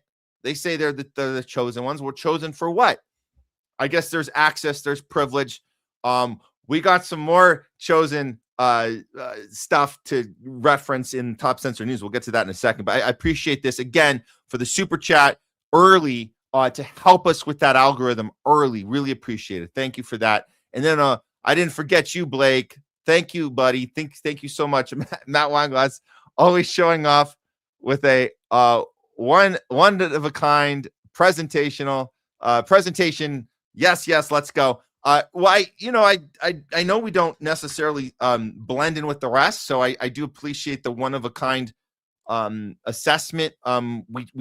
We like to think that we're unique with a lot of things. We do emulate some other stuff you guys watch on other shows. I hate listing them because then I feel like we're gonna miss a few of them. But we do take from ones that things that we like, that I think works. We tend to emulate those, and then we do kind of other things that are our own way, things that we don't see on other shows. So that's how we do it. Okay. Let me just make sure we're good to go here, and we'll be getting to more. You guys, you're going to throw some more super chats out. Let me check Rumble real quick because I got to make sure we didn't miss anything there when it comes to. I don't think so. I was thinking if we got a one of those Rumble raids from Due Dissonance. I don't think we got one today. But yeah, next time. That's all good. Okay. And yeah, like I said, we'll be doing some more talking back with you guys later in the show. We're gonna start with some top censor news and go from there. Okay. This is I gotta make sure I got this banner right. Oh, it says we'll be back, right? Well, we are back. So let me just check this one real quick. And I did not check this one. Okay. Just to make sure the banners are good to go. For top censored news, I think we are good. Yes, indeed. Okay. Here we are. And I'll just throw that one on right now, and then we'll do the little intro. Okay. Hold on. Oh. Oops, little typo there. Okay. Here we go.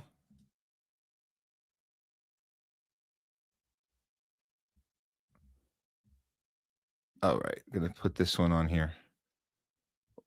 We got this. Okay, time for some top censored news. You guys know how it goes.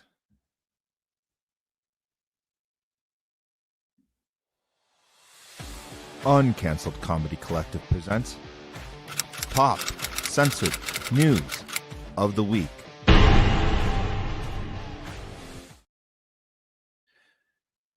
It's Top Censored News of the Week. We're bringing you the stories the mainstream media just refuses to cover.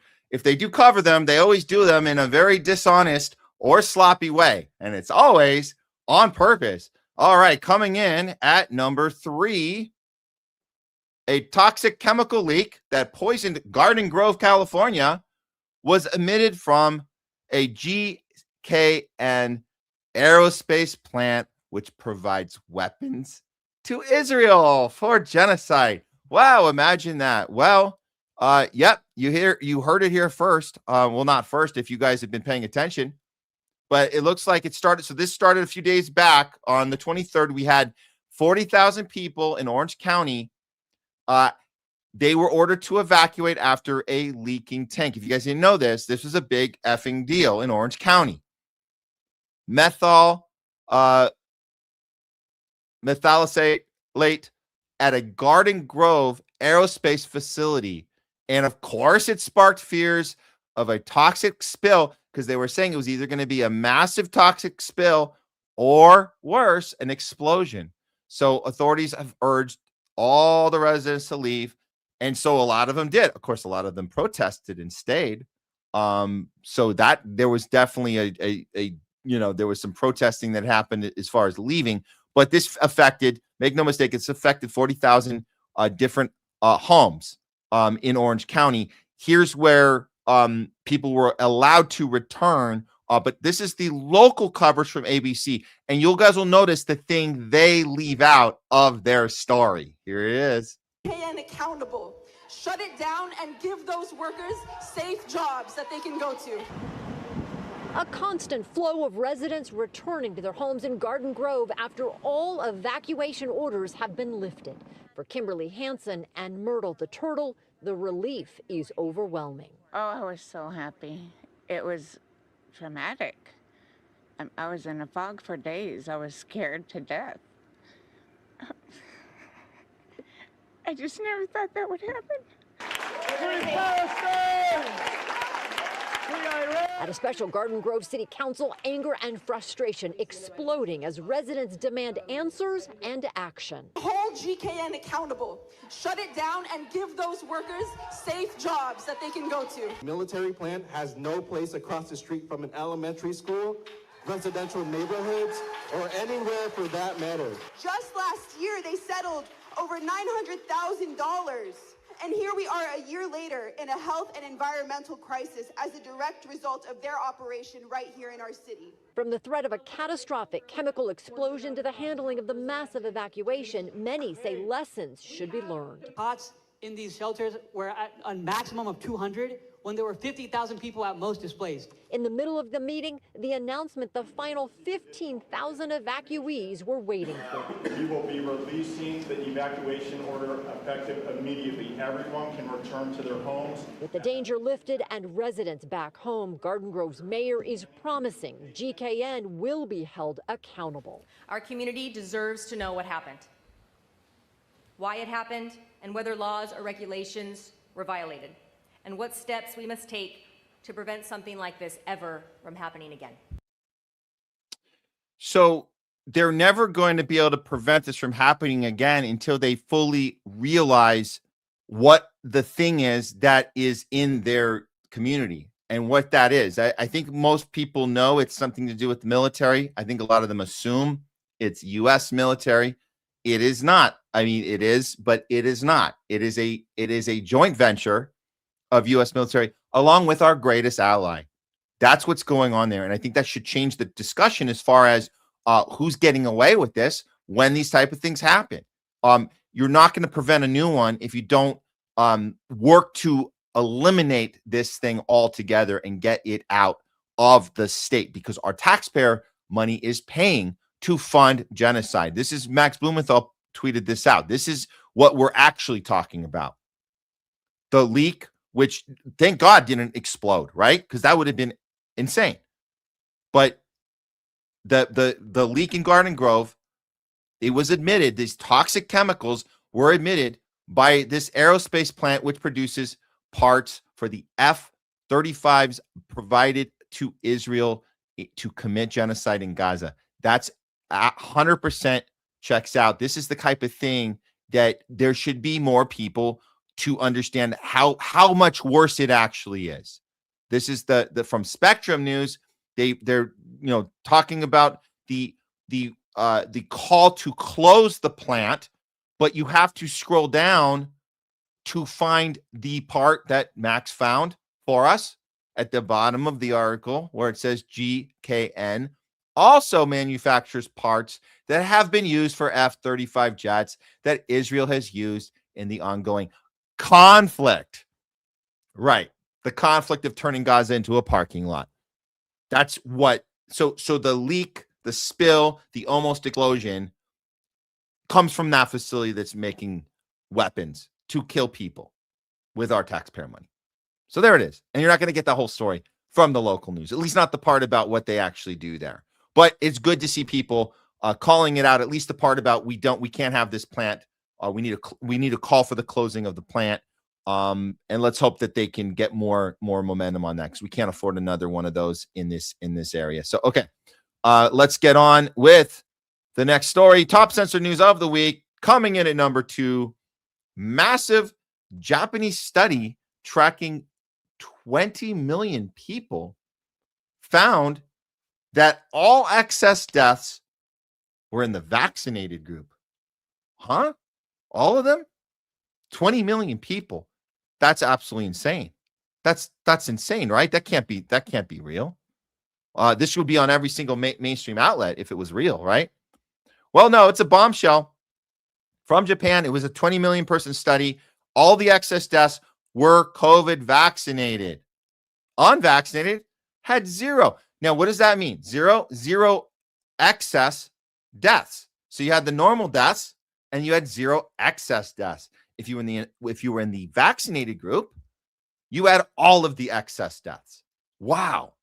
So what do you do? What do we do with that information? Well, let's see a little closely. So the massive study, it tracked nearly 20 million. It exposed what we've already it's a suspected, what we kind of knew the whole time. that they were entirely concentrated in the vaccinated group, almost entirely. The unvaccinated, in contrast, suffered virtually zero excess mortality, while the jabbed suffered wave after wave of unexplained deaths, which lined up with every time they got jabbed. There was another wave every single time, right on the calendar. So much for Joe Biden's winter of severe illness and death. And you remember that a lot of people voted for Trump because he was supposed to undo this. That was the whole point. But of course, he was the one pushing the vaccine to begin with Operation Warp Speed. So both parties were guilty of this, and neither party, nobody is really trying to solve it right now. Let's look at well, let's see. I think it was one more page here. So yeah, this isn't some cherry-picked sample. Just to be clear, it's not some flawed survey. This is a population level database data set from Japan. So the entire population that they were one of many that pushed the mRNA shots harder than a lot of other places did. They were in more of the pushery, but the more pushy countries. The pattern that they can no longer bury is crystal clear. Mortality spikes hit like clockwork, surging right around 3 months after every booster. So that's the key. So if you guys know the key timeline, it seems like the biggest spike is just about 3 months. So that's 90 to 100-day mark. It was where you saw the biggest spike. The peak deaths cluster around, the 100-day mark. Post-vaccination, every single time, dose after dose, the deadly rhythm repeats itself. And that's a lot of people to have in your study. So this isn't random. It's not coincidence. This is a signal screaming through the data that the so-called experts, captured health authorities, have desperately tried to ignore, censor, and explain away for years. They told us the vaccines were safe and effective.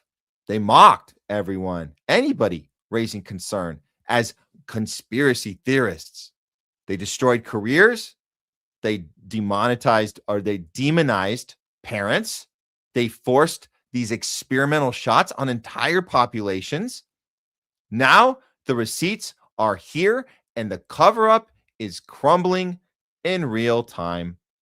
Now, obviously, it's not front page news. It's not on mainstream. So it's not the kind of crumble you would hope for, but it's a slow kind of fizzle, right? It's kind of what we've been experiencing these last few years. A slow little fizzle. So let's look at the conversation. And this one kind of went a little viral. This is, we know Dr. John Campbell pretty well. He's going to be told this about this particular study by Professor Robert Clancy. Check it out. I'm not sure if you've seen, it's just coming out of Japan at the moment. It's only semi in print. But in Japan, they were able to take 20 million people and work out who had the vaccine and who didn't. And they were able to show highly significant that all the excess deaths were in the vaccinated group, that the non-vaccinated group had none. Now, all right, that's just one study in Japan, but last week... Well, a study of 20 million people. 22 million people, yeah. Yeah, it's not a bad study.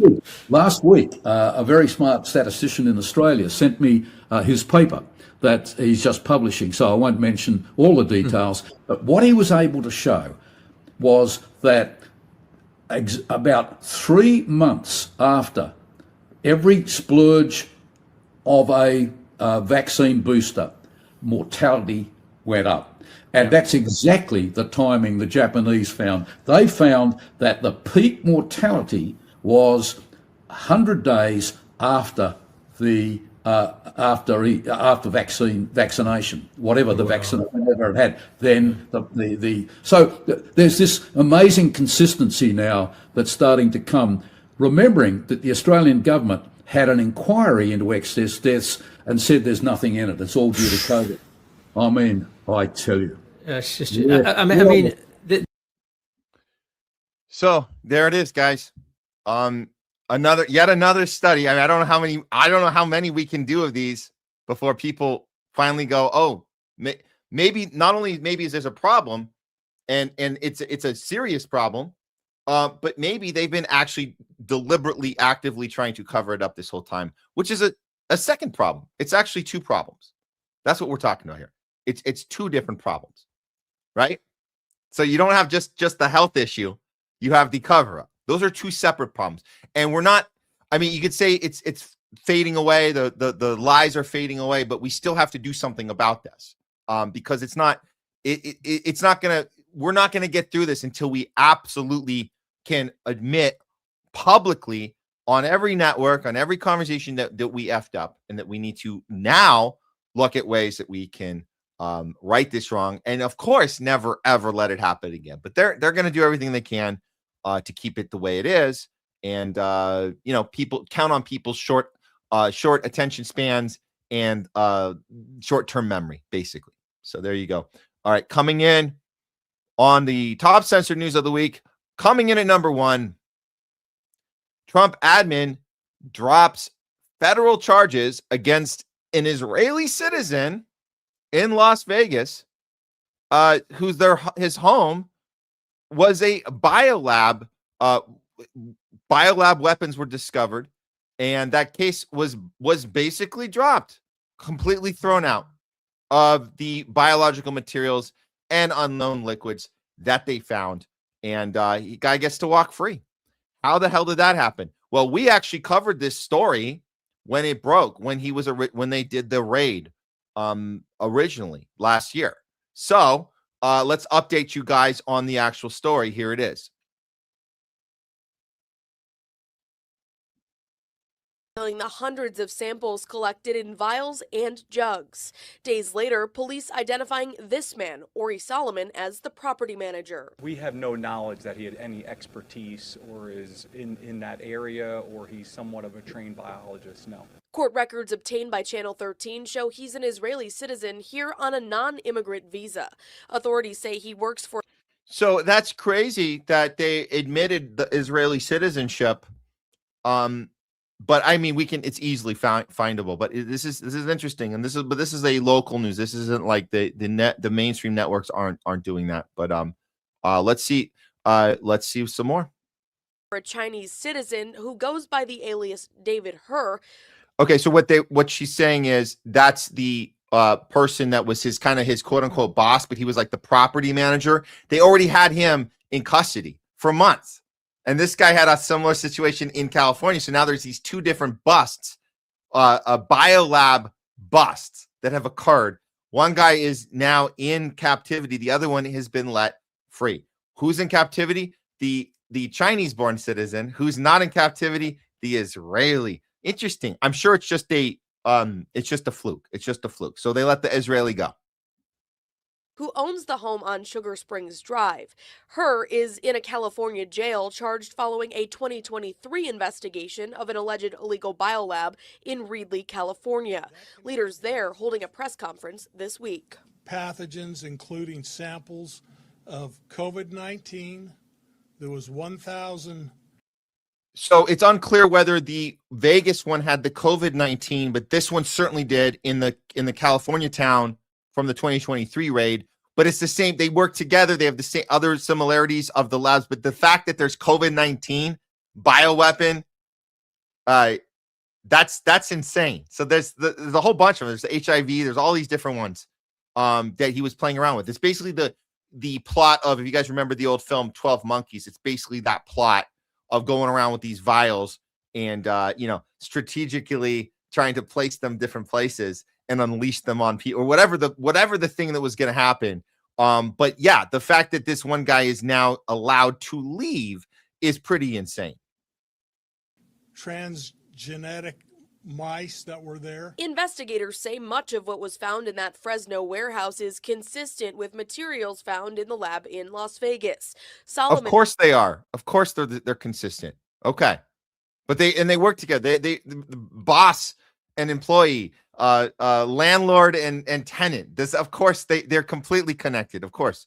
Manages more than 30 short-term rental properties, including this one where the biolab was found in Las Vegas. So can we make sense of the fact that this case was dropped by this administration? How did this happen? So yeah, this is official. The Trump's DOJ has officially dropped the charges against this Israeli accused of running this bioweapons lab, basically, out of Las Vegas. He's free to go. He doesn't know anything. He's free to go. How did this happen?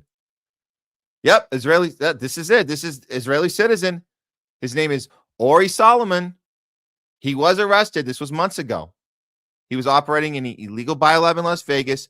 It contained all these things. Like, we didn't see the COVID one on this, but it had all these other ones: HIV, malaria, tuberculosis, and he's had every federal charge dismissed. I think he might have a couple misdemeanors he could probably handle outside of court that will be dropped too, but the Fed charges are gone, which means he's actually free to go back to Israel. That's actually true. Yep. Have a nice flight on our taxpayer dime. Your free flight back to Israel. Your chosen land, dude. That's great. So there he is on the left. Apparently, the acting federal attorney on the right, that's the acting federal attorney of Nevada, where the court proceedings were held. Her name is Sigal Shatta. She's also Israeli born. Oh, is there something there? Is that a coincidence? Let's look a little deeper because we want to know how this happened. Well, according to Ryan Tower, this is that nice lady, right? She let the Jewish property manager, Ori Solomon, walk after he was found to be running this illegal, well, they call it some people think it's a Chinese biolab because of the other guy. Whatever you want to call it, Chinese Israeli biolab in Las Vegas. All charges dropped. So what's her deal? Well, Sigi Chatta, seen in the video, I'm going to play the video in a second. She says that Trump appointed her and ignored claims that her appointment was illegal because she knows where the bodies are buried.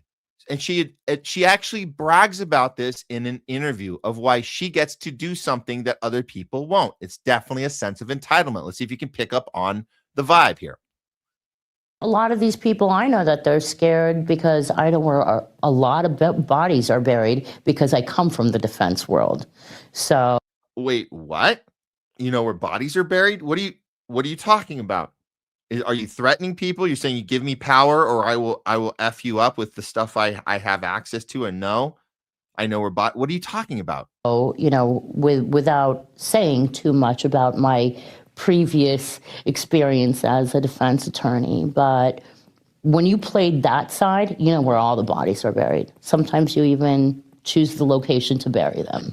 Chatta not revealing what she means specifically. Not revealing what she means. She's literally talking about Las Vegas and bodies being buried, and she's gloating about getting assigned a job that she probably shouldn't have had. And now she's the one responsible for letting this guy go back to Israel. No problem, man. Don't worry about your little biolab experiments. Don't worry about all that. It's all good, man. You should go back home. Well, I liked a little bit of what this let's watch this one. This is a little breakdown. Xenophobia Media covered this a little deeper on this very weird person that's gloating. There's actually a little more to her. Check this out.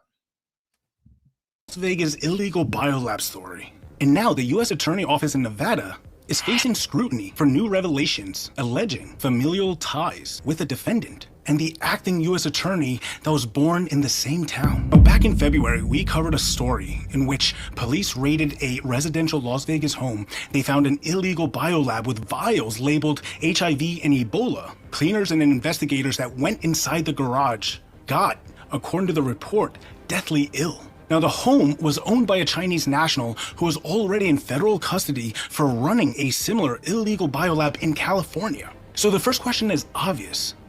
Why was Ori Solomon, an Israeli French national, here on an E2 visa, comfortable managing this property at all? Why did this particular client trust Ori Solomon? And why would a man that already owned the home and is running an illegal biolab need a property manager in the first place? Now back to that E2 visa that he's on. It's also known as a treaty investor visa, which means he would have been required to invest at least $250,000. And so then after the raid, Solomon gets hit with 2 lanes of exposure, a hazardous waste charge and a federal gun charge. Now the hazardous waste charge is nothing more but a $1,000 fine and some probation. Hardly a slap on the wrist for a man that bought his visa. But the gun. So yeah, like I figured, he's not going to actually have to go back to court for that one. That's a slap on the wrist. That's a pay a fine. That's it. And it hasn't even been issued yet. But when it is, he doesn't even have to. He probably doesn't even have to be here for that. He can go back to Israel and deal with it there. Gun charge. That's the one that was supposed to stick. And Solomon was so worried about the gun charges, not the biolab, that he went so far as to call his daughter from jail on a recorded call and instruct her on how to get rid of the guns. The gun charges was the leverage. The gun charges was the entire case. But they didn't just reduce charges, they completely dropped them. Now, former Nevada prosecutor and now investigative journalist John Tindo is claiming acting U.S. attorney Sikol Chada was born in the same town as Ori Solomon, aka the same town, of course. Wow. Okay, this is getting good now. Ori Shlomo, and that their fathers were tied to the same company. But the acting U.S. attorney Chada is already controversial. She publicly clashed with local officials after Israeli official Tom Alexandrovich was released and returned to Israel. You guys remember that one, right? Same area. She was the same one that let this child molester rapist go back to Israel also. They always get a one-way trip right back to Israel to hang out with Kevin Spacey and all the other psychopaths that they just love Israel. All of these child molesters and Epstein psychopaths, they love it. So she's the same one that gave the green light and dropped his charges too. Also made grotesque comments about Palestinians being animals and wiping Gaza off the map. So objectively, hardly an unbiased individual. And now separate allegations are being made about the judge presiding over the case, Eliana Yucha. But so far that seems solely based on the fact that she was also born in Israel, which alone proves nothing. Now, the dismissal... No, it doesn't. It proves nothing. But it is, as Gavin Newsom says, it is interesting, right? It is interesting, right? That she was also born in that little bitty, teeny, tiny country, Israel. Motion reads, the interests of justice require dismissal at this time. That's something prosecutors write when something changed behind the scenes. A cooperating witness, a higher authority stepping in. So, what information did they receive? They won't say. It's interesting because the public doesn't need another conspiracy theory. The public yearns for answers, fairness, justice. Because when 2 foreign nationals are... Let me stop you there. This isn't a conspiracy theory. This is corruption and deception and all of the and every single law being broken. That we're not. Who cares? It's conspiracy theory. We want answers. That's what, like he said, we want answers. But they're going to call us conspiracy theorists. But that's not what this is. This is a corrupt case that got thrown out, and we know exactly why. Running an illegal biolab in a residential neighborhood. Don't we deserve answers? Don't we deserve more than trust us? I think they've even stopped the trust us at this point. They don't even care about that because they know that if we don't trust them, which we don't, they still don't have to be accountable for anything. I think that's the one, their big takeaway through the Epstein stuff in this last year, all the insanity, all the different countries were just not going through one after the next. Venezuela, Cuba, all this, the Greenland stuff, obviously Iran. What we notice now is that they're not even having to sell it to us anymore. They just do it. And a judge can just say, you know what? We're throwing it out. And they don't even have to say, trust us anymore. We actually miss the days when they would say, here's the case. Listen to our case. We're making a case for you. Those days are kind of gone. They don't even have to make the case. They just do it. And they say, deal with it. F you, deal with it. Well, we're going to do something about it. We're going to keep asking questions. We're going to keep looking into it. That's what we do. And that's why, because the mainstream media ain't doing it. That's why we got to bring you guys top censored news of the week. Okay. let me see here. I think we can just jump right in to some of your guys' comments today. Let's do that. Let's do that. I know you guys, a lot of you guys asking about Leslie. She is hanging in there. She wishes you guys all positive vibes back to you and thanking you for your support dealing with the loss of her father right now. And the services are coming up here very soon. But there's a lot. Yeah, there's just it's a lot of grief to get through, and I think that having the support from the community goes so far. And so we appreciate all you guys that have reached out. And hopefully, one of these times we can have her back on, and we'll try to get back on our schedule too. I know we haven't been doing the twice a week. We've been kind of random. I do have to say, I think we're not going to be doing the Tuesday show again. I hate to break it to you guys, but we'll try for the next Thursday. And I assure you, we'll be back with our regular, Tuesday, Thursday shows soon. It's just there's just a lot we have to still get through, but we again appreciate you guys' support. It goes a long way. It goes a long way. Okay. Let's do this. We're going to let me just check this camera because I think there's a little blurry going on here. Hold on. Let's see. Oh, you know what? I don't know if I can fix that right now. That tech thing is already that's preset. I'm gonna have to fix that after we're done. Oh well. Okay. Hopefully you guys can see me enough. I can't make any adjustment there right now, so we'll just we'll let it go. Okay, we'll let it go, guys. Let's do some talking back. I'll get to as many of you guys as I can. And then we still have 2 more segments for you guys. We're gonna do We Know What It's Not, followed by Loudest Voice of the Week. So let's get to you guys right now. Here we go.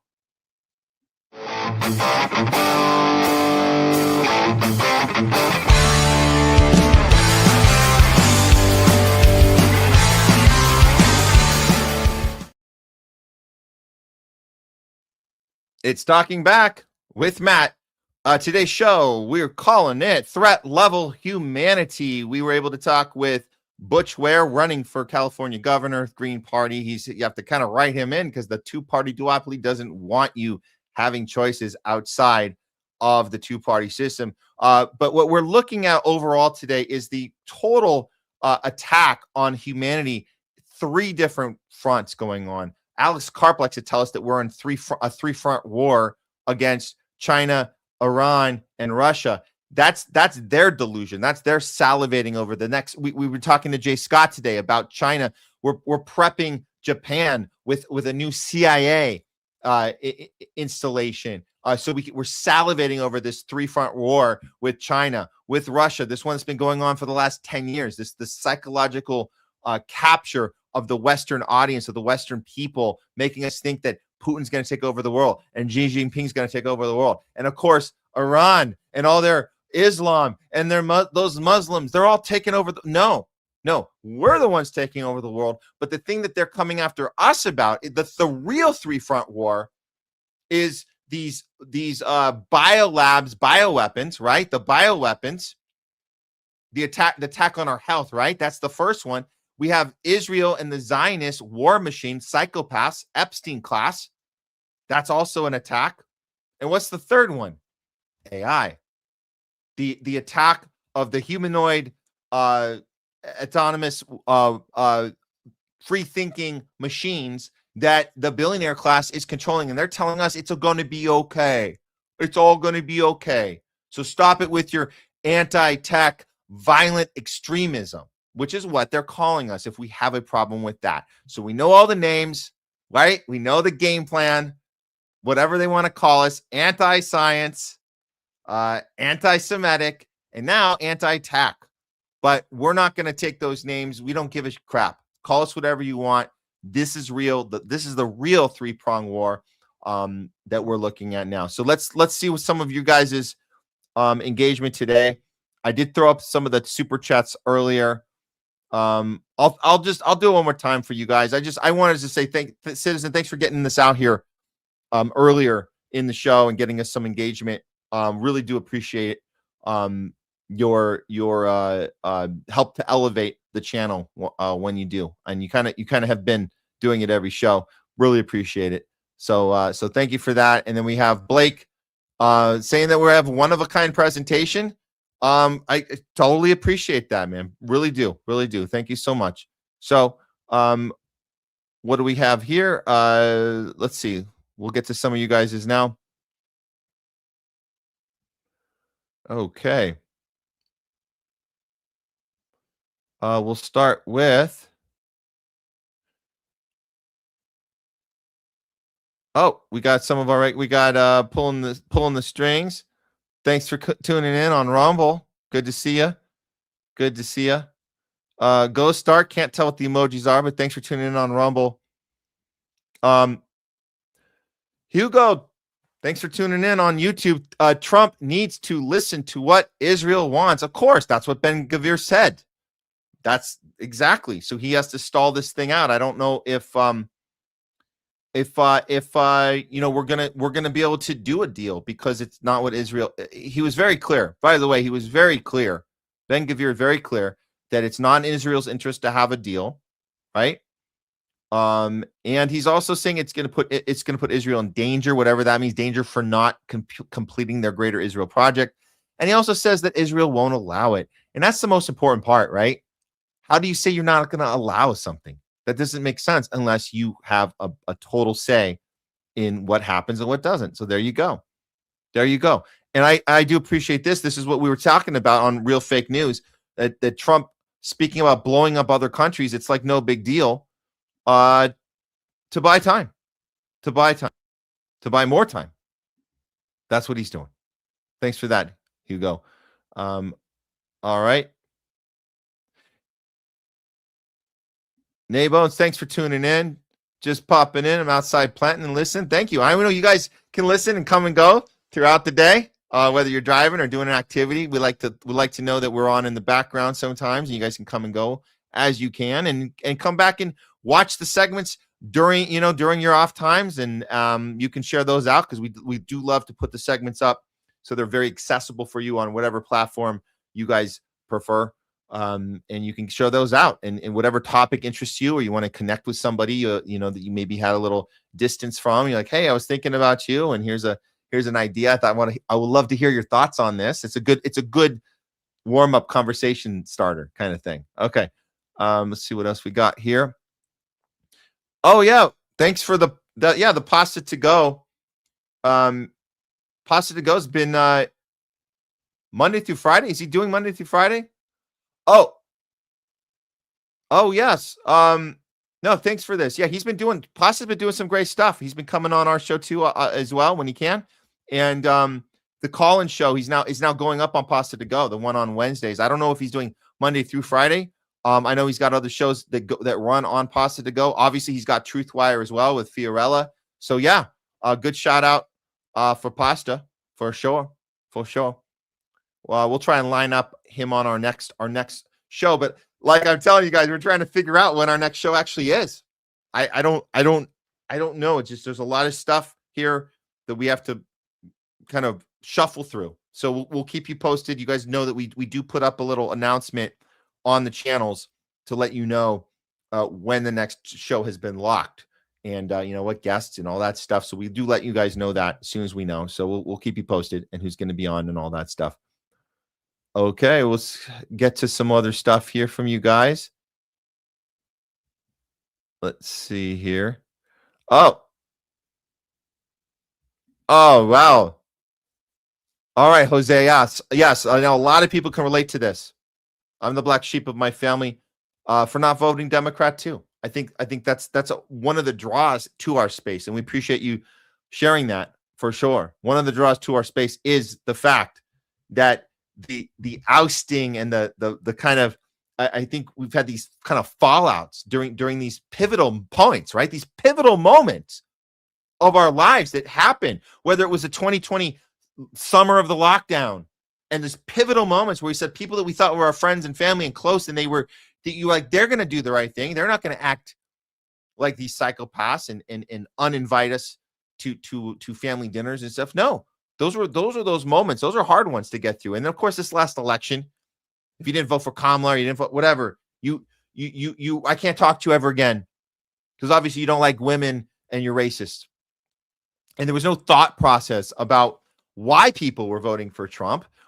We didn't vote for Trump, but we know why. And we would never call you these names that people called each other, called family members and friends and colleagues and close people that their entire livelihood, their relationships were cut off because they were called these horrible names, and there's no accountability for it now. It's really, really sad. Really, really sad. And that's why we're here. That's why we're here. Jungle Jer, what's up, fam? Your setup looks great. Can't believe tell you're on the road. Oh, you can't tell I'm on the road. You know, I tried to keep it kind of down low. I said we were in a different place now, and then Jay was like, "How's Miami?" And like, not in Miami. We're actually in Jacksonville, but he's like, "Oh, hey, how's your vacation?" It's not a vacation. I'm not considering this a vacation at all. We're handling family business, and we'll just leave it at that. So, but yeah, we do have to take the show on the road, and I have figured out how to do that now in a backpack. And I think I said this earlier to Jay. So if you guys missed this, let me give you guys a little advice on traveling. Now that the airlines are skyrocketing prices, and so the little advice I have for you is, as they're charging for your carry-ons now, because they charge for carry-ons. You have to put your essentials, and if you can travel very lightly and you're not checking bags, you don't have to qualify as a carry-on anymore if you can figure out how to get everything you have into a big backpack, a big ass backpack, put it on over your shoulders, and it's considered a personal item, and they're not charging for that. So look up your airport, look up those rules. If you got a personal item, that's a backpack. We did that. All this, the whole set is was on my backpack. So if I can do it, you guys can do it too. So just a little word of advice there. Okay. All right. Oh, I know, like I don't know if we were having sound tech issues, but if you didn't hear it on YouTube, the Pope part, I'm going to have to re-edit that into it was the, what segment? Oh, we were doing the AI segment. Yeah. The AI segment. I'm going to check that before we upload it so you can hear that in its entirety. Because we'll make some tweaks on it before we upload it. So that's fine. Oh, that's funny, Ghost Star. I love it. Don't trust anyone with a beanie. That is funny. That's a good one. Okay. Let's get to a few more here. We have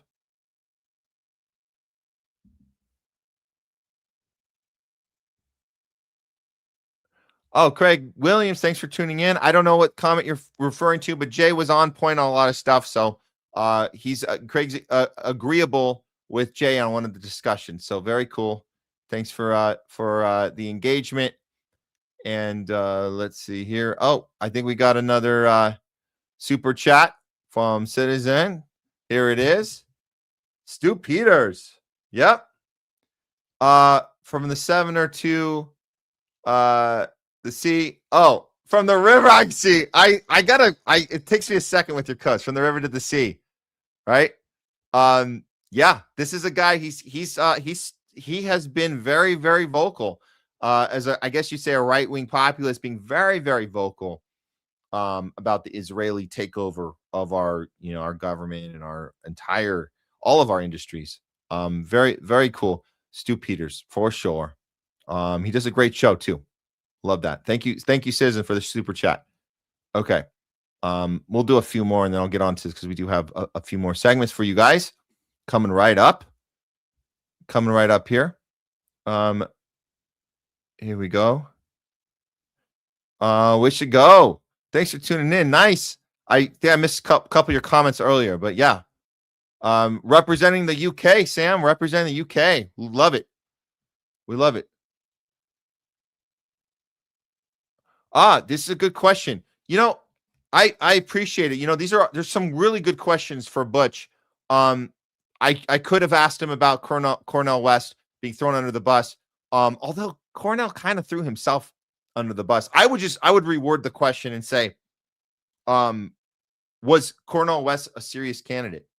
Are you more serious than he is? Because I'd love to hear his opinion on that, because I don't think Cornel West was a serious candidate. So I don't know if he got thrown under the bus as much as he threw himself under. He was totally willing to be a controlled opposition piece, which is why he had access on CNN and he had all his little events. But it did backfire on him. The people did not show up when he was having local events in New York. It wasn't happening for him.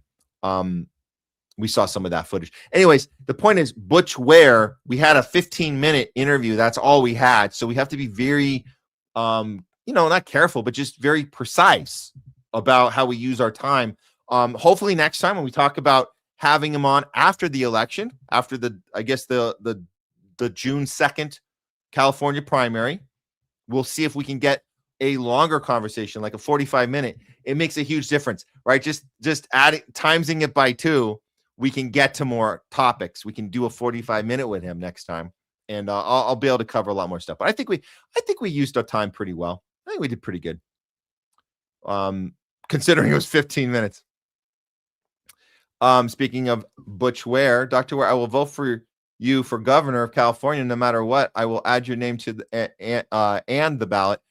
Great. Well, don't ever say no matter what. That's not that's a little too far. Let's not say no matter what, but say you are looking like you're going to vote for him. That's great. And I think you should. If you're inspired to, you should do it.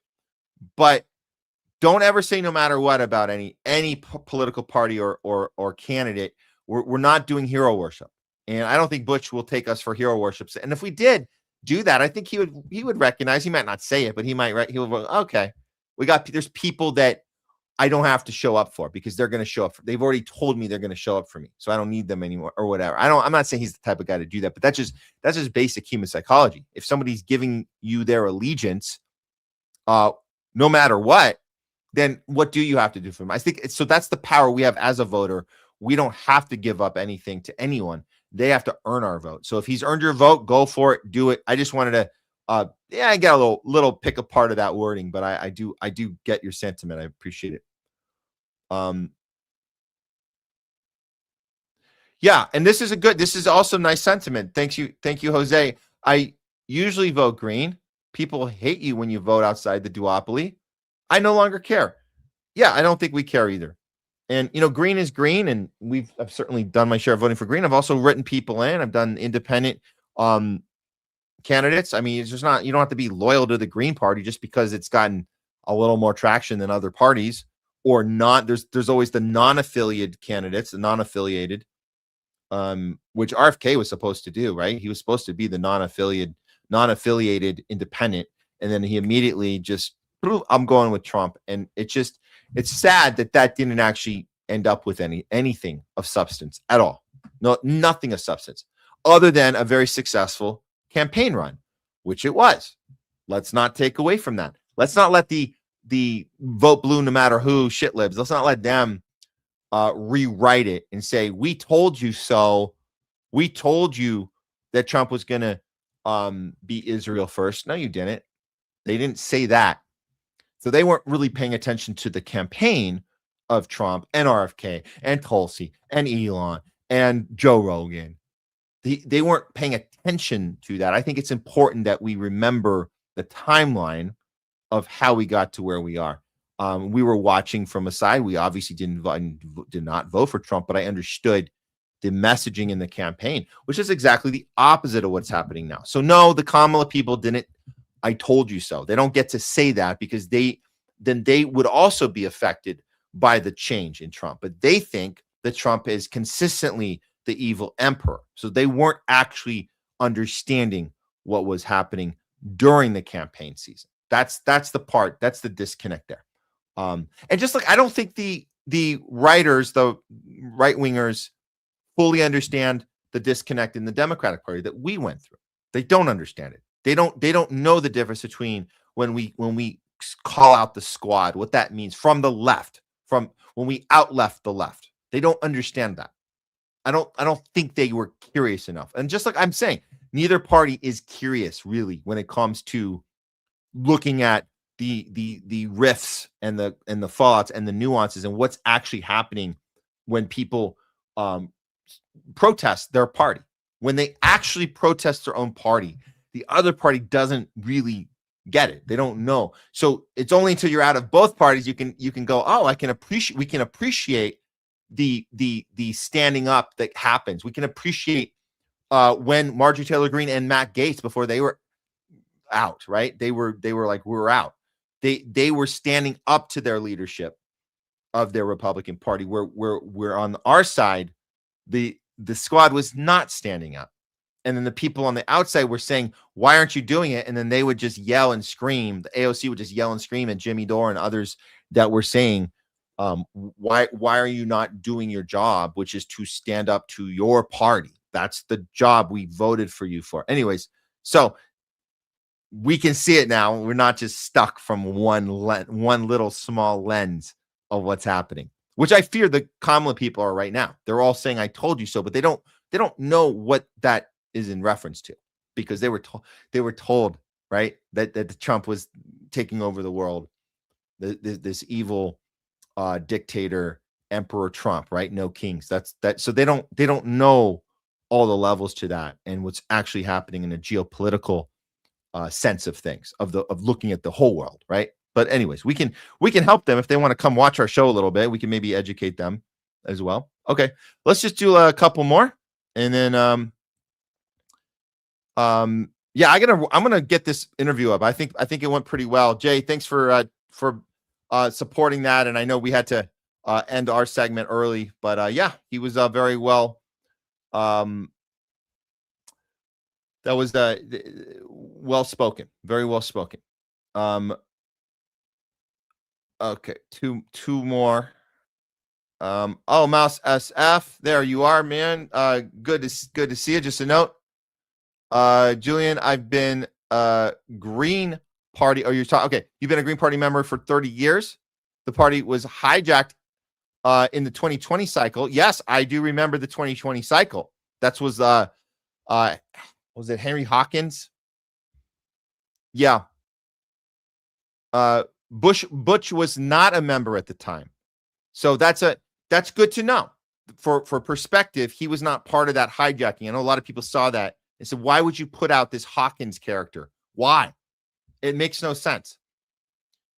And this could be true. Jill Stein does take a lot of slack for what she doesn't deserve. It is a lot of corruption behind the scenes of the Green Party, for sure.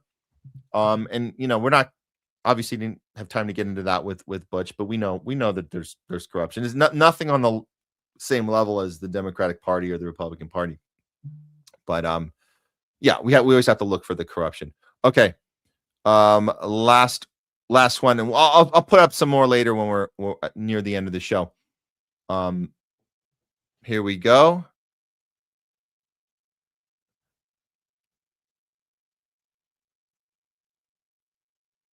From Kirk Boss, thanks for tuning in. Israel, the homeless. Wait, my screen froze. Hold on. Okay. Israel, the homeless, ferals throughout human history, only relevant because they're a military base and all on rich land. Yes. Thanks for that one. We'll do one more because I kind of froze on that one. Oh, here's another one from Kurt. Here we go. Western billionaires are fully at war with the people, all those they hate, with a passion, because we have the numbers, and they want them greatly decreased, and that's their weapon of war, is reducing our numbers and dividing us and pitting us against each other, so we can't revolt, so we can't organize, because that's the one thing they don't have. They have everything else. They have everything else. They have all the minerals and resources and technology and money and power, information and AI and media and all that. They have everything. And the banks, right? All the money. What do they not have? They don't have the numbers. That's the only thing they don't have is the numbers. So their mission is to take the numbers away from us, whether that's dividing us, whether that's pitting us against each other, whether that's reducing our population however they can by any means necessary. So keeping that in mind, that's what we have to know. Our battle is really up against power numbers. We always say that on the show, power numbers. Thanks for that again, Kirk. And I think that should do it for Talking Back today with Matt. Okay. Let's go ahead, and I'm going to go ahead and set up the last two. We got two more segments for you guys. I'm going to set them up real quick. We'll be right back. We'll do this quick. So just go grab yourself a drink, whatever you got to do. And yeah, it's just going to be a card this time. I didn't put a Lego movie up today, so unfortunately. But let's just go ahead and put the card up, and we'll see you back here in 2 minutes. Two more segments coming up for you guys right here on the Homeless Left, the non-tribal approach to news.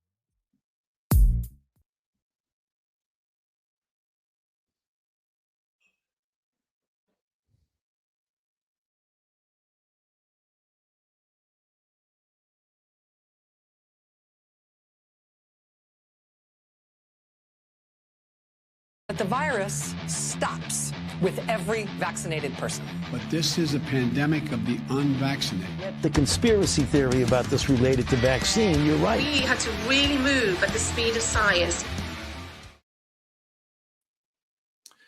Doctors are baffled. They're looking into it. They'll be back with their assessment. Don't worry. It'll just be another couple months or weeks or years. But until then, rest assured, there's one thing that we know for sure that they can tell us with absolute certainty, and that is we know what it's not. Let's look at some of the very important work that's being done by Senator Ron Johnson, although he represents a certain faction of the I would say the medical freedom movement from the right wing perspective, where he does tend to blame everything on the Biden administration. It's certainly it's legitimate complaint. He still seems to think that Trump has his back on this. He does not. But even still, it's been very difficult for him to get on any network at all. And when he did finally get on CNN with Jake Tapper, Tapper never invited him back, never even responded to his tweet. But he's been very nice about tweeting stuff out when people do have him on. So he did have another news host on Fox Business, Maria Bartiromo. She had him on, and he was able to talk about more of the excess deaths. And so this was a good moment for the Fox News audience. Of course, the blaming of the Biden thing and pretending that Trump is doing anything about this. It's a pipe dream at this point. I'd say the best I could say is it's a pipe dream. At most, it's a big FU, and the whole thing was one big psyop, or anywhere in between that. But here we go. Understand this. So in other words, they knew that there would be harm done to Americans as a result of the COVID shots, but they went ahead with it anyway, and then they hid what they knew? Yeah, again, they were warned by their data mining analysts, their experts, that the algorithm they used to analyze VAERS. And again, VAERS was deluged with tens of thousands of reports. They'd never seen anything like it. The contractor had to hire 290 people just to handle the incoming adverse event reports. So they knew that their algorithm that analyzed it was going to hide safety signals. 26 days later, they had a new algorithm that showed that there were 49 cases of extreme masking using the old system and 25 safety signals covering things like sudden cardiac death, pulmonary infarction, Bell's palsy, different types of strokes. For 3 successive months, they kept getting more data analysis showing more sudden death and more adverse events. They completely ignored it. They clung to the old algorithm that they knew would hide the safety signals so they could lie to the American people saying, well, we're not seeing safety signals. They did see them, but they lied about seeing them, and they stuck to that algorithm, clinging to the fact that, well, we're just not seeing anything. It's a massive scandal. Anybody who... And I just want to be clear, just do this on a news station like Fox, who I think they made a couple exceptions. Tucker Carlson was able to maneuver out of taking the vax. We know that they, just like all the other news stations, they forced it on their staff. Again, unless you were someone at the very top that could kind of maneuver around it. If you were just a regular worker or cameraman or any assistant or anybody, any production person, you were going to have it or you're going to lose your job. So to say this on the network, it is a big deal. It is kind of a big deal to talk about that it was done deliberately, and they knew the thing that they were forcing people to take not just had problems, but it had these massive side effects, including all these permanent damages, health problems, if not death, that we now have all this information on. So it's good that he has a chance to say this on this network. But like I said, he's not going back on CNN again anytime soon. He's definitely not going on MSNBC. Those things aren't going to happen. But let's see if he has anything more to say before they cut to a commercial from Pfizer. Took the shot without the fully informed information, fully informed consent. Ought to be pretty PO'd at those players. We're going to expose who those people were. They should be held accountable. Yeah, exposing who knew what they were doing and did it anyway and hurt a lot of people in the process. Absolutely. That those people should be exposed. I don't think it's going to include anyone in the Trump administration as far as Senator Ron Johnson goes, but you got to start somewhere. So again, it's good to have these conversations on a mainstream network. Whoever's left watching Fox News, I don't know who it is, but it is interesting that he was able to get yet another opportunity on there. And this all comes with, and we told you guys earlier in the show, this all comes with the latest study that came out of Japan, this bombshell study of 20 million people, of the actual citizens, Japan citizens. They studied excess deaths. Excess deaths is anything over the normal. Excess, that basically all of them were from vaccinated people. The unvaccinated had practically zero. This is out of 20 million. That means they could tell this from the waves that would occur right when you get the vaccine, the waves of excess deaths in the populations of the millions. This just came out. Why is this not all over well, we know why. But this study is one that we always tell you guys, bookmark this, bring it up with family members and friends, people that ousted you from their lives 5-6 years ago. Bring this up. You know who did a good job with this? I'm going to play a clip from this right now because I was wondering when this was going to happen. When is Jimmy Dore going to talk to Brianna Joy Gray about her getting COVID wrong? And more than that, more importantly, not apologizing for it. This is important because they've been aligned on obviously on Israel. They've been aligned on they were aligned on Medicare for all. These are things that were going on the left. The Medicare for all battle was going on before COVID. So they never lost their friendship. So I was always wondering, for two people who have not had a fallout, they didn't actually have a fallout.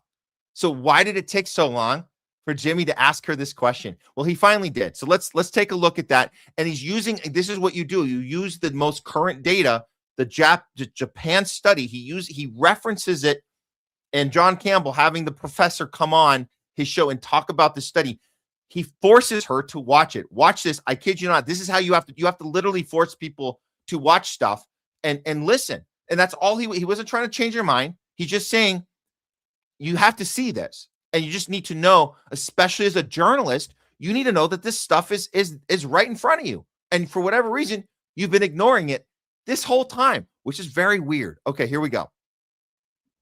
didn't want to talk about it at the time, and at least without an expert on my show and an opportunity to sort of moot what they had said and what their opponents, like their detractors, had said, is because I'm not a medical, I don't have any kind of medical background, and the public health implications for it are very serious, right? Because hey, but I'm not a military. I'm not a military general, and I know that the Ukraine war was a psyop, a lie that was started by NATO. I'm not. I know that there's a genocide happening. So you don't have to be an expert to know when the government is lying to you. But to I love the well. Oh, it's great. That's a great point. That's a great point from Jimmy. You're not gonna maneuver around and pretend that I'm not allowed to talk about anything. What are you doing? Why are you even doing journalism if you have to be an expert to talk about anything? Why don't you become a military general so you can talk about Iran? Why don't you become a scientist or a doctor so you can talk about COVID? Why don't you become all these things and just do that instead of the actual journalism, which Jimmy is saying is because we have our critical thinking brains. We don't have to be an expert to notice that something's wrong. And it's so great point. And of course, she maneuvers around it, and he has to play it a little soft because he doesn't want to have the break.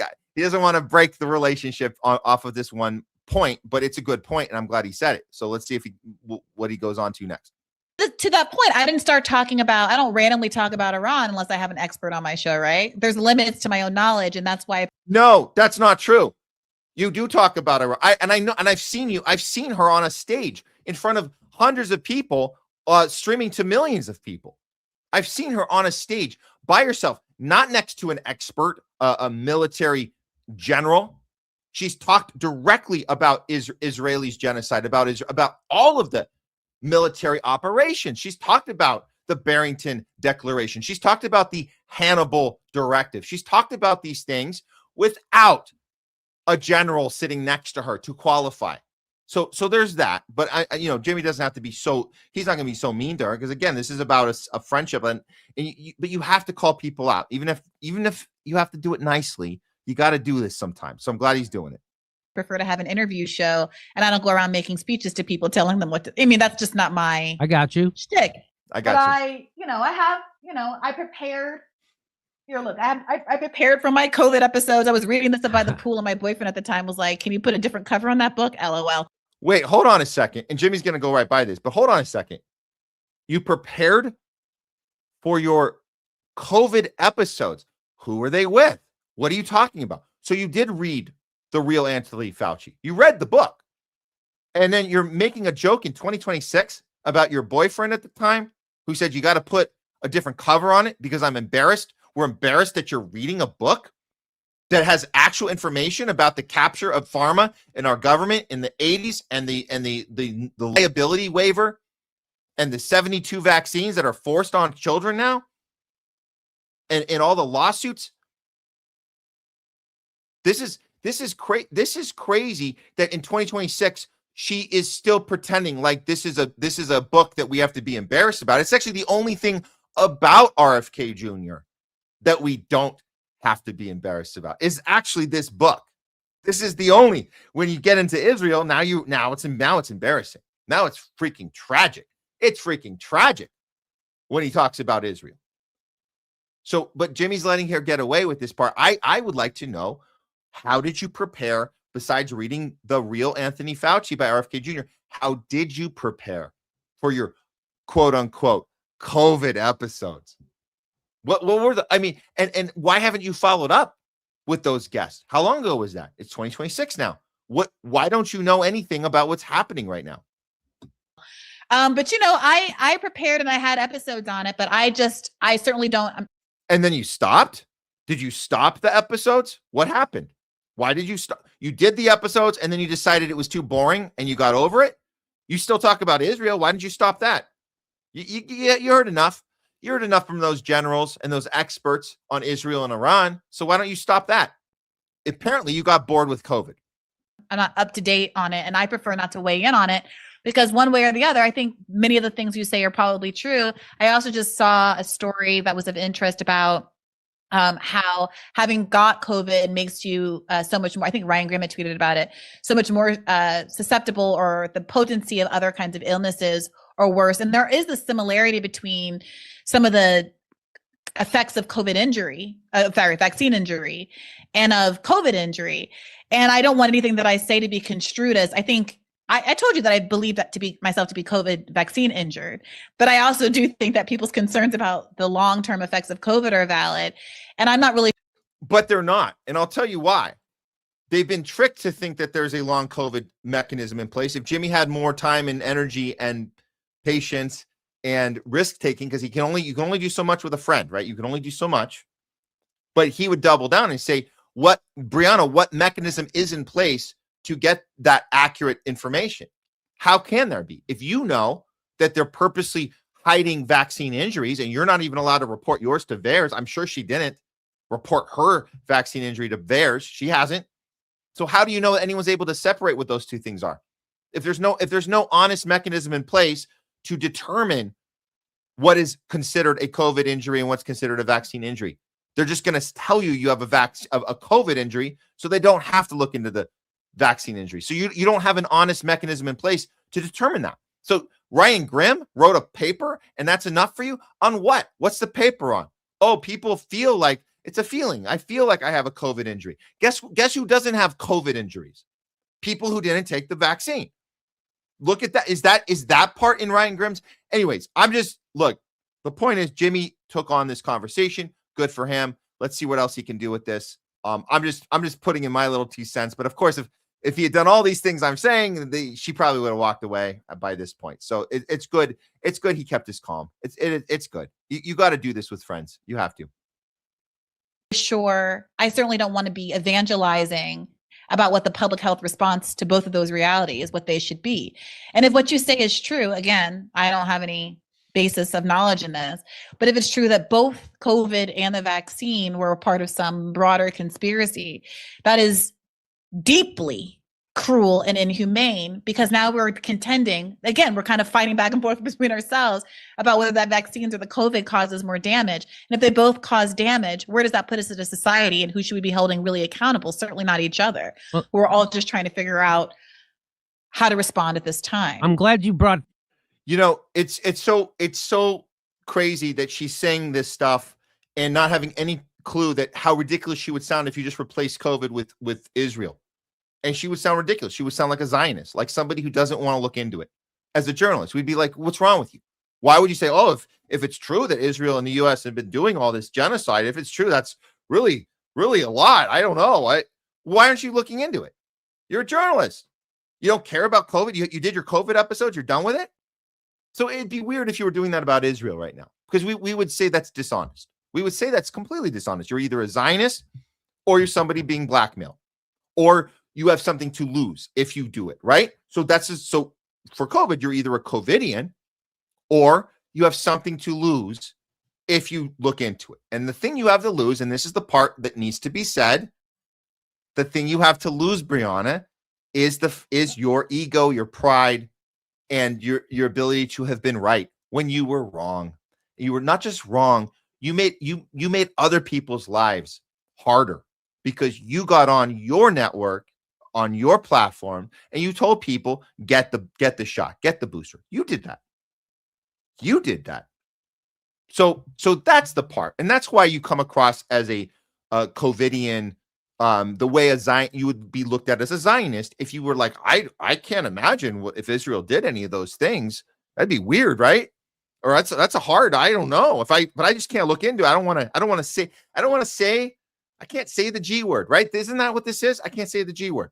I can't say genocide. You'd be like, shut up. You lying SOB, right? That's what we would say. That's what we would say. But Jimmy keeps his cool because it's his friend. It's all good. That question, because the largest study ever done between unvaccinated and vaccinated people, there's a thing called excess deaths. Here we go. So they know how many people are supposed to die every year. Mm-hmm. And we have been experiencing excess deaths way over the baseline since the vaccine rollout, right? And so some people say, well, that's because of COVID. Well, guess what? They just did the biggest study ever, 20 million people in Japan, and I'm going to show you what the results are. Let's listen. Now, did you notice what he did? And we already saw the report, and this guys can watch this actual clip on we did it on Top Censored News earlier But notice how he kind of forces her into this, and I'm pretty sure there's no way that he prepared her. Hey, I'm going to be playing this clip from Dr. John Campbell.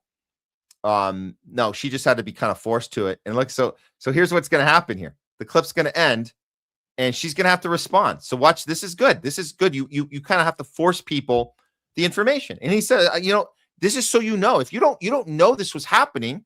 Hopefully now you know this is happening. This is real. So I wanted to share that with you because people don't know this. People don't know that, they don't even know what the term excess death means, and they don't know that you were lied to. And they said that people who died when they were vaccinated, they considered them unvaccinated, even though they were vaccinated. Look, I'm open to it, Jimmy, but you're going to be frustrated with me for the same reason that the Fauci lovers are frustrated at me. I do my own. I do my own vetting. Research. This is certainly something that's of interest, right? And I certainly am open to it. But I would prefer to stay on ground where I actually have done my own research and have vetted this stuff out. I don't want this conversation to get derailed or undermined by the public because it's like, well, Brianna said she agreed with something. I have no idea. I don't have any basis for this, but I appreciate being made aware of it. I just wanted to make you aware of this. I don't need you to agree with me. I just want people who watch this, and I want you specifically to because you were vaccine injured. When was the last time you got a vaccine for COVID? I just got the first one and the booster. Okay. One booster. You got one booster? Okay. Yeah. I love how she plays that off. I love how she plays it off because it's like one. You got two and the booster, so that's actually three because everyone had to get the back-to-back, and then they got a booster. That's three. So she's downplaying what she did, and of course, Jimmy's like not following up on that one. I think that's the end of the clip. Let's see. We had gone. Hold on. I think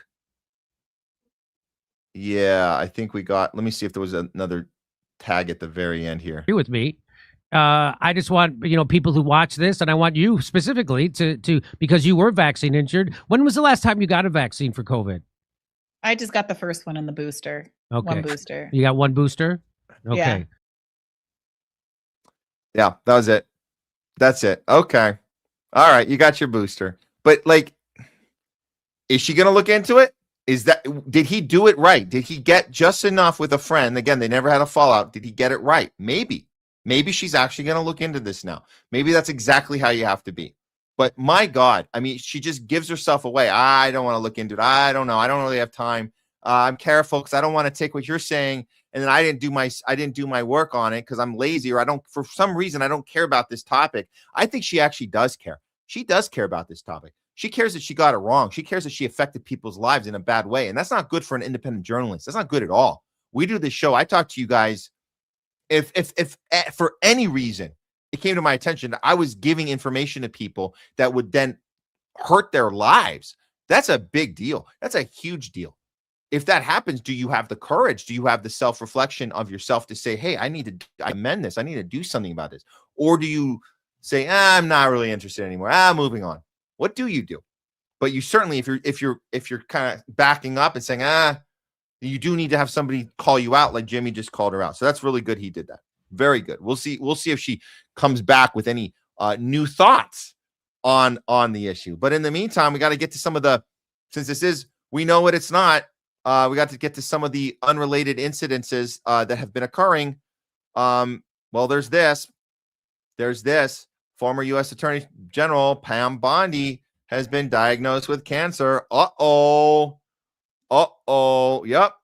She was removed from her role. As you guys remember, the person who did nothing for Epstein list. She did nothing for any of this. She did nothing. She protected Israel. She protected everything, all of our illegal wars. Never looked into anything, particularly I think it was the Israel stuff with regarding Epstein and the whole he killed himself crap with Bongino that really did her in. But anyways, the diagnosis came just after Trump ousted her. So she's 60. She told CBS she's undergoing treatment, including a surgery from a few weeks ago. She's continuing to work despite the diagnosis. And I guess she's moving positions at an AI council. Oh, wow. She could probably be part of the whole mRNA AI Larry Ellison package. And she could be the first to be told about her cancer from a robot. That would be cool. And get more mRNA. She that's what she needs. She needs mRNA to help her with her cancer. Well, because she loves mRNA. How do I know she loves it? Well, first look. This needs to be said because she did do that. This was good. She was certainly against, I'll give her some credit. She was against the mandates and she was against prosecuting doctors, like friend of the show, Dr. Kirk Moore, who was on our show and told us his story that he almost had to go to jail for what he did, which was what? Give people fake cards and saline solution for vaccines, which he saved a lot of lives. By the way, he saved a lot of lives. So we have to give her credit. She did order that the charges against Dr. Kirk Moore were dropped. Because why? Well, because you shouldn't have to be told how to do medicine. And if you're saving lives and you're doing it for the betterment of humanity, you should be able to do that job. So it's good she did that. But here's what else we know about her. We know that she does actually like the mRNA because she told us herself. Open for business. You wouldn't even know COVID had happened here. The majority of our state, they are being vaccinated, but people have a right to privacy. I should not, in Florida, have to walk in a business and tell them whether or not I've been vaccinated. I have been vaccinated. That was my choice. But no one should have to give up their right to privacy, and that's medical information. Great point on the privacy. She had that right, but like she told you, she did make a choice. She made a choice. So I'm not saying it's related, but it's unfortunate people who choose to get it do end up, a lot of the time do end up having some of these awful things happen. It's probably just a coincidence, though. Nothing to really look into, but just to keep tabs so you guys know, this administration, the one that was supposed to be for medical freedom, the one that was what? MAHA, what is that? Make America what? Healthy again? Look what happened to this team. You got Pam Bondi with her thyroid cancer. You got Susie Wiles with her breast cancer. What else we got? You guys remember this one? Tulsi, her husband with the cancer diagnosis. And you got Vanessa Trump, the ex-wife of Donald Jr., also with breast cancer. Of course, none of this is actually related. I just thought you guys should know that this was all happening at the same time. We have no idea what it's from.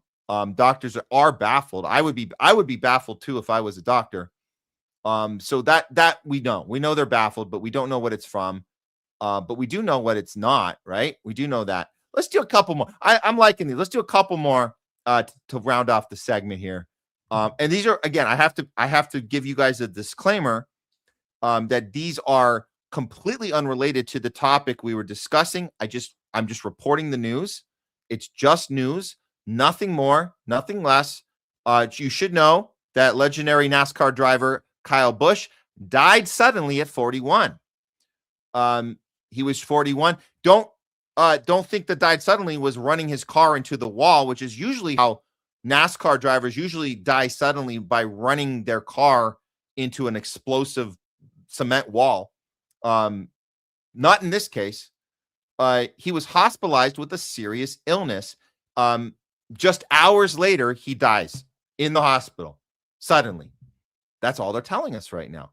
But it's totally normal, perfectly normal circumstances for a 41-year-old to be admitted to a hospital with a serious illness and to be dead a few hours later.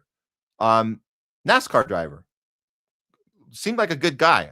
Condolences to his family. Here's one. Rob Bass, from the writer of It Takes Two, rapper, dead at 59, passed away peacefully in a private battle with cancer on Friday. A private battle? What's a private battle with cancer? I guess that's when you keep it secret. It's a super secret battle. I hate battle of cancer. What's battle of cancer? He lost the battle. Oh, cancer won? Battle. What is that? I don't know this battle thing. But anyways, it was private. That we know. Condolences to his family. Here's one. Tenor soloist Lemmy Polium in Dallas Symphony died. Was a heroic tenor soloist. As early as last weekend, the Dallas Symphony Orchestra belted out an amazing solo and then died suddenly the next day. No further details are given. So that's, again, just the thing that they do now. You perform a beautiful solo at an Dallas Symphony Orchestra, and you die suddenly the next day. Maybe he sung too much. Or too loud, or maybe, I don't know. What do I know? I'm not a doctor. I know what it's not, though. That we can be 100% sure on. All right. Oh, this one's really tragic. HBCU volleyball athlete Kendall Cook passes away at 19. Huh? What? She was a member of the Livingstone College volleyball program. Her death has left the community of North Carolina, Kentucky, and across the volleyball world grieving. I mean, they have a lot to grieve about, because not only have they lost her, they're also being told that they're not going to give any more information about this case. It's being kept secret. That's weird. That's weird for a college student, for the death to be kept secret as far as the cause. Why wouldn't you want people to know? If it was a suicide, we need to know what hotline can other friends call. If it was a car accident, we'd like to know about seatbelts and not texting and driving and not. What is the thing? Aren't you going to let us know what to avoid? Aren't you going to let us know how to keep her memory alive and be better at the thing that killed her so young at 19? You're not going to tell us the thing? That's weird. That's weird. I like to see a school assembly when if a kid dies in a car wreck, didn't have their seatbelt on. I like to see a little school assembly about the safety of seatbelts. I like to see a school assembly about what to do if you're depressed. You call a suicide hotline. Even that was a sensitive issue, but that usually leaks out at some point. People said, "Oh my God, so and so, downed a bottle of something, and they were depressed." And so you have discussions. That's the point. But there's no discussions happening here. Zero. And that's also part of the grief, right? Now you have to grieve over the loss of the child. At the same time, you have to grieve not having the knowledge of why it happened. That's a double super duper grief situation there. And she was 19. Did I mention she was 19? Okay, perfectly normal. Next one. Oh no, 14? Oh shoot. YouTube star Danny Gold announces death of his son. So the father was the YouTube star. His son was 14. He got mouth cancer diagnosis and immediately died after the diagnosis. What? That's horrible. That's absolutely horrible. So he received the mouth cancer diagnosis last year. So that was just months ago. And now he's dead. So what are you going to do? Death from cancer. Obviously cancer is listed as all these cancers are listed as side effects on the Pfizer report, with the 1,300 ailments or adverse events are all listed there, but we're not allowed to ask that question, are we? That's it. So there you go. There you go. Totally unrelated. You guys know the drill. Doctors are baffled. They're still looking into it. Rest assured, they'll be back with the answer to why your loved one just dropped dead suddenly on the athletic field, right? It's usually these young, healthy people, right? It's usually that, unfortunately. But until they come back with their official diagnosis, there's one thing we can be rest assured of, and we know 100% for a fact that we know what it's not. Okay. That's it for that one. And we're gonna wrap it up now. Let me see if I can do it. I'm gonna do a little. Oh, whatever. I don't care about that one. Okay, here we go, guys. We got one more for you. Actually, I'm gonna set this up. Give me this one. This is literally like 1 minute. So you guys don't even have you're gonna have literally 1 minute, and we're gonna give you guys the final segment, which is loudest voice of the week. It's coming right up here. Let me just grab a card, and we'll see you guys back here in about a minute.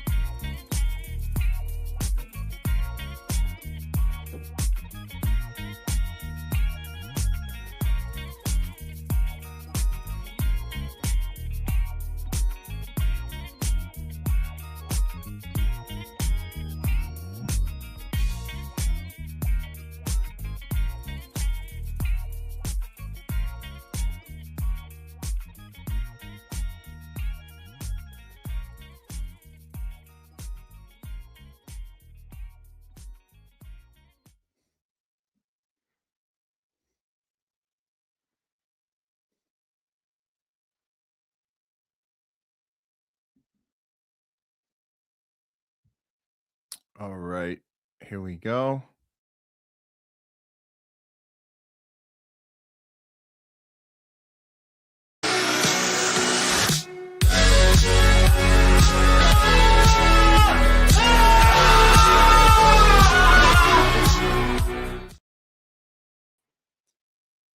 It's the loudest voice of the week. We got a good one for you guys today. We're going to look at a former U.S. Marine and Gulf War veteran. His name is Kenneth O'Keefe. And we saw him pop up on Rick Sanchez's show because he went and paid a visit to Iran, particularly where the schoolgirls were murdered on that first day of operations, where we blew up, murdered like 160 schoolgirls that day. And we've been doing nonstop death and destruction ever since. But he went there. This is a guy who participated in the Gulf War. He did the thing that he was told to do. And, he has a new thought about it. And he wanted to go see it for himself. So he's going to describe to Rick Sanchez what he saw there. And then we're going to actually play, after that, I'm going to play you guys the clip that he uploaded, that went viral when he was actually there. But let's hear his assessment, and then we're going to see the actual thing that he filmed of himself while he was in the wreckage where all the schoolgirls were murdered. So here's the former U.S. Marine on Rick Sanchez's show. Here we go. Come to Iran to speak on behalf of the good people of America and express our deep sorrow and shame and anger and rage for what our representatives, i.e. the Commander-in-Chief of the United States, who has authorized this bloodlust satanic ritual. And I'm telling you, man, I have not cried like that since my mother died like 12 years ago. And even more, I went in front of each one of those grave sites and looked into the eyes of each one of these children. And some of these pictures, I just broke down like a baby. I needed to express the virtuous aspects of my country that is horrified at this. But I'm going to always bring it back down to the fact that the American taxpayer is flipping the bill for an active real-time genocide. Before that, weapons of mass destruction, 1 million, 2 million dead in Iraq, millions of orphans, millions of refugees, this farcical war on terror where we blame Muslims when it was, in fact, a Mossad operation. I need to at least express the good part of my nation and also acknowledge the massive crimes and my absolute commitment to see justice, which means I want to see Donald J. Trump hung by the neck till death, according to the Constitution of the United States that I took an oath to protect and defend. That man is a pedophile. He is a traitor. He has taken open bribes from Sheldon and Miriam Adelson, 50 billion here, 50 billion there. That used to be called bribery. In America, this is America now. And I would add to that, pretty much every former president also needs to be hung for their activities as well. I just think this one is just he's the loudest about it. And I think he's had enough. And I think that this guy's also looked at himself and seen, and I hope if you asked, I don't know if Rick asked him about what his opinion of Bush and Cheney and, getting away with their war crimes and Obama and everybody. It's so yes, you got to start with somewhere. So you start with Trump, but just understand that this is, that it's now that a lot of people are waking up, including this U.S. vet, which is very important. And I like the fact that he went there to see for himself. So let's go ahead and see what he actually recorded of his actual reaction at the murder scene. This is pretty intense. Hold your horses, guys, on this one. Get ready. This gets pretty intense, and it's important. So this is why we're giving him this courageous vet. We're going to give him the loudest voice of the week with this clip. It's Kenneth O'Keefe. Check it out. Here we go. So to be clear, I've requested to go upstairs. But to be clear, this is what happened. The first Tomahawk missile hit the top right corner of the building. That is the first one. The second one is the impact crater right here. That is where the second Tomahawk hit. Now, this used to be where I'm standing right now. All of this was classroom and building up to here. up to here. So from here all the way where the impact crater is, that came in and leveled all of the front of this building.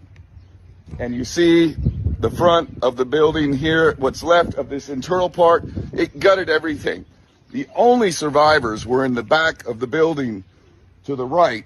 That is the one place where kids were, where they didn't get direct impact.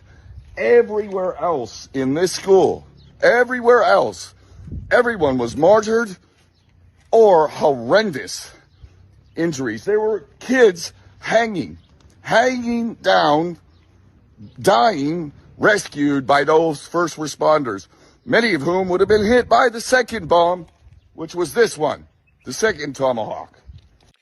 So when you see it with your own eyes, it does put a clear perspective, right? I mean, this is this type of thing that you can't weasel your way out of. I mean, they're trying to weasel their way out of. That's the point. But we have to hold them accountable, as he's saying.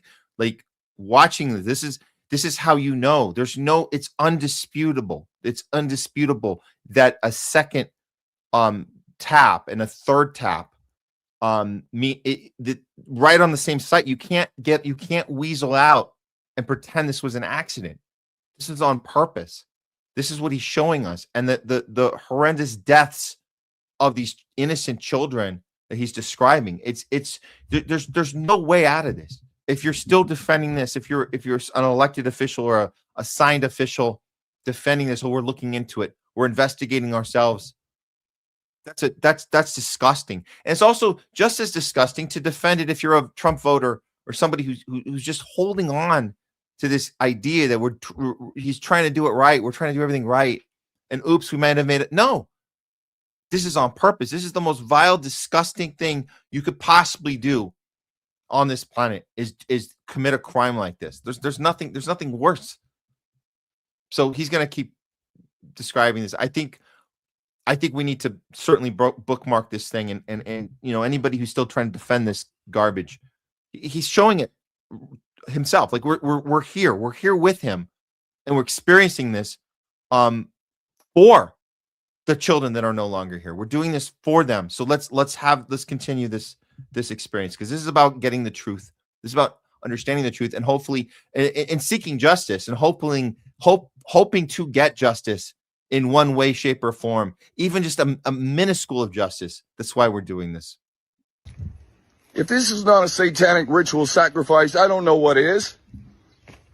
Again, directly authorized by Donald J. Trump as the Commander-in-Chief of the United States Armed Forces, and carried out by mass murdering elements, generals or admirals, whoever authorized and pushed the button to send these Tomahawk missiles here. But will anybody pay? Will anybody pay other than the Iranian people, who we have the audacity to call terrorists? Shame on you. So I'm in one of the classrooms here. I'm wanting to go up to the top floor because I suspect one of the Tomahawk missiles penetrated the top of the building and came into the building. Based on the damage I see, it also looks like there's a crater in the front of this building. So one of the Tomahawks hit directly in front of the school, and the impact was so much that it actually took out an external wall. The blast carried through into the next internal wall, and in the other room you can see an absolute fracture in the building. This wall nearly came directly into the classroom, but as you can see, the devastation here is substantial. If I can, I'm going to go up top because I want to see if one of those Tomahawks came through the roof directly, because that would explain why at least one of the kids in this building, they did not find one piece of this child. Nothing. There's nothing left of this child. He was here, but now his body it's spread into a million pieces. Oh my God. That to me sounds like a direct hit, as in the Tomahawk literally landed on top of the head of this kid. And this is why I want to go upstairs. I want to see where that missile came from. Donald Trump, you're the commander-in-chief. You're the one that authorized this. The generals that are in the chain of command or admirals who authorized this, you are culpable for a mass murder of children. Flat out. Flat out. So is anybody going to pay a price for murdering these children here in America? And are you okay with that, America? Are you okay with your tax dollars flipping the bill to go murder a bunch of children willfully, intentionally? 3 Tomahawk missiles hitting this location. 2 direct hits on the school. The devastation, well, it's bloody obvious, and you don't need to be a structural engineer to know that this building was targeted directly with no military target, nothing around this area, contrary to the lies which are told by the media, which is controlled by the Jewish people. Zionist, anti-Zionist Jewish people, they control the media. And they told you a pack of lies over and over. I know some of our colleagues would say he went too far. You can't say that the media is owned by Jews. You have to say Zionist. He says Zionist, anti-Zionist. It doesn't matter. There's a bloodline for sure. Doesn't matter. At this point, who gives a shit? They say it themselves. They say so that don't be distracted by that last line. I'm kind of don't. We're going to still emphasize the Zionist part, but I'm not going to call anyone out if they don't, because it doesn't matter at this point. Everything he's saying is true. Everything. And he's got the credibility to stand behind it, and being there in person, showing us this, showing us the visuals, the things that these active generals are playing dumb about and saying we're looking into it. And, oh, we don't know about that, or oh, deflection. So it's this is all. What else can we do? You got to get angry. You got to get mad. You got to have people like this former Marine bring his credibility to the table and tell us this is the problem. And then going on Rick Sanchez and all the other places, hopefully he gets on to some more outlets and he can talk about this and wanting to hold accountability. I'd like to hear more about him looking back on his experience in the Gulf War and the things that he sees differently now, because it is a one big war machine, Israel-US war machine. It's one big thing. Donald Trump just happens to be the current commander-in-chief. That's pretty much the loudest we've ever had, but we've been doing this whole time. This didn't just start now. But this particular incident, if this is not enough to get you angry or sad or cry, like he talked about tearing up and crying when he got there, if this is not enough, I don't know what is. I don't know what is. So we can take this with us and bring this up next time somebody deflects us in a conversation, and that's just how it's going to be. We have the proof. We have the documented proof. It's right here. There's no situation where a double or triple tap is an accident. No situation. We brag about we have the greatest equipment, technology on the planet, only when it's convenient to brag about it. But when we make mistakes, it's like, oopsie. No, we knew exactly what we're doing. And he's calling it out right here. And that's why we're giving Kenneth O'Keefe, former U.S. Marine and Gulf War veteran, the loudest voice of the week. All right. I think that should do it for today. Yep. That's it. We got to wrap it up. I know we generally have been doing 5-hour shows, but we're gonna stop. We're gonna cut this. We're gonna cut it off now, guys. Let you get on with the rest of your evenings. Like I said, it's going to be a little bit before we come back. We're going to figure it out in the next week and try to make it back here next Thursday. We'll just have to. It's going to be a little bit before we can start doing the 2 shows a week again. But we do appreciate all your guys' support and engagement and anything you guys can do to help us out. So much appreciated. We so much do. And Leslie appreciates you guys as well. And so just want to give a shout out and thank you to everybody who participated today. Want to give a shout out to our co-host Jay Scott, and of course to governor candidate in California, Butch Ware. Had a great discussion with him, and we'll see you guys back here next week. Let's go ahead and we'll sum it up. We'll wrap it up with since AI was a big topic today and has been, we're going to show you guys a speech from Nobel Prize winner of last year of 2 years ago, but the one before last, which was 2024. and his acceptance speech. The guy's name is Jeffrey Hinton, and Jeffrey Hinton is known as the godfather of AI. And he uses this speech as an opportunity to not to celebrate what he did to get the award. He's not gloating about the accomplishment of creating AI. What he does is he warns all of humanity about the risks of the thing that he was apparently the godfather of creating. And so I say take this warning not with a grain of salt. Take it absolutely seriously from a guy who knows what he's effing talking about. Yeah, and take it with you guys. Have a great rest of today and through the weekend. And again, appreciate all you guys. And just remember, when you go out in the world, always go out with courage, conviction, and above all else, principle.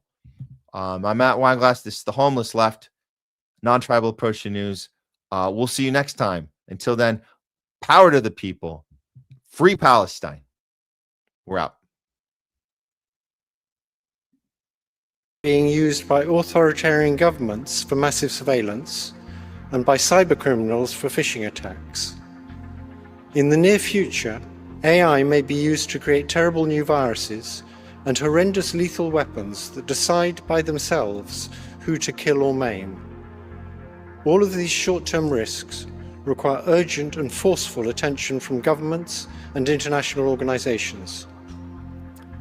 There is also a longer-term existential threat that will arise when we create digital beings that are more intelligent than ourselves. We have no idea whether we can stay in control, but we now have evidence that if they are created by companies motivated by short-term profits, our safety will not be the top priority. We urgently need research on how to prevent these new beings from wanting to take control. They are no longer science fiction. Thank you.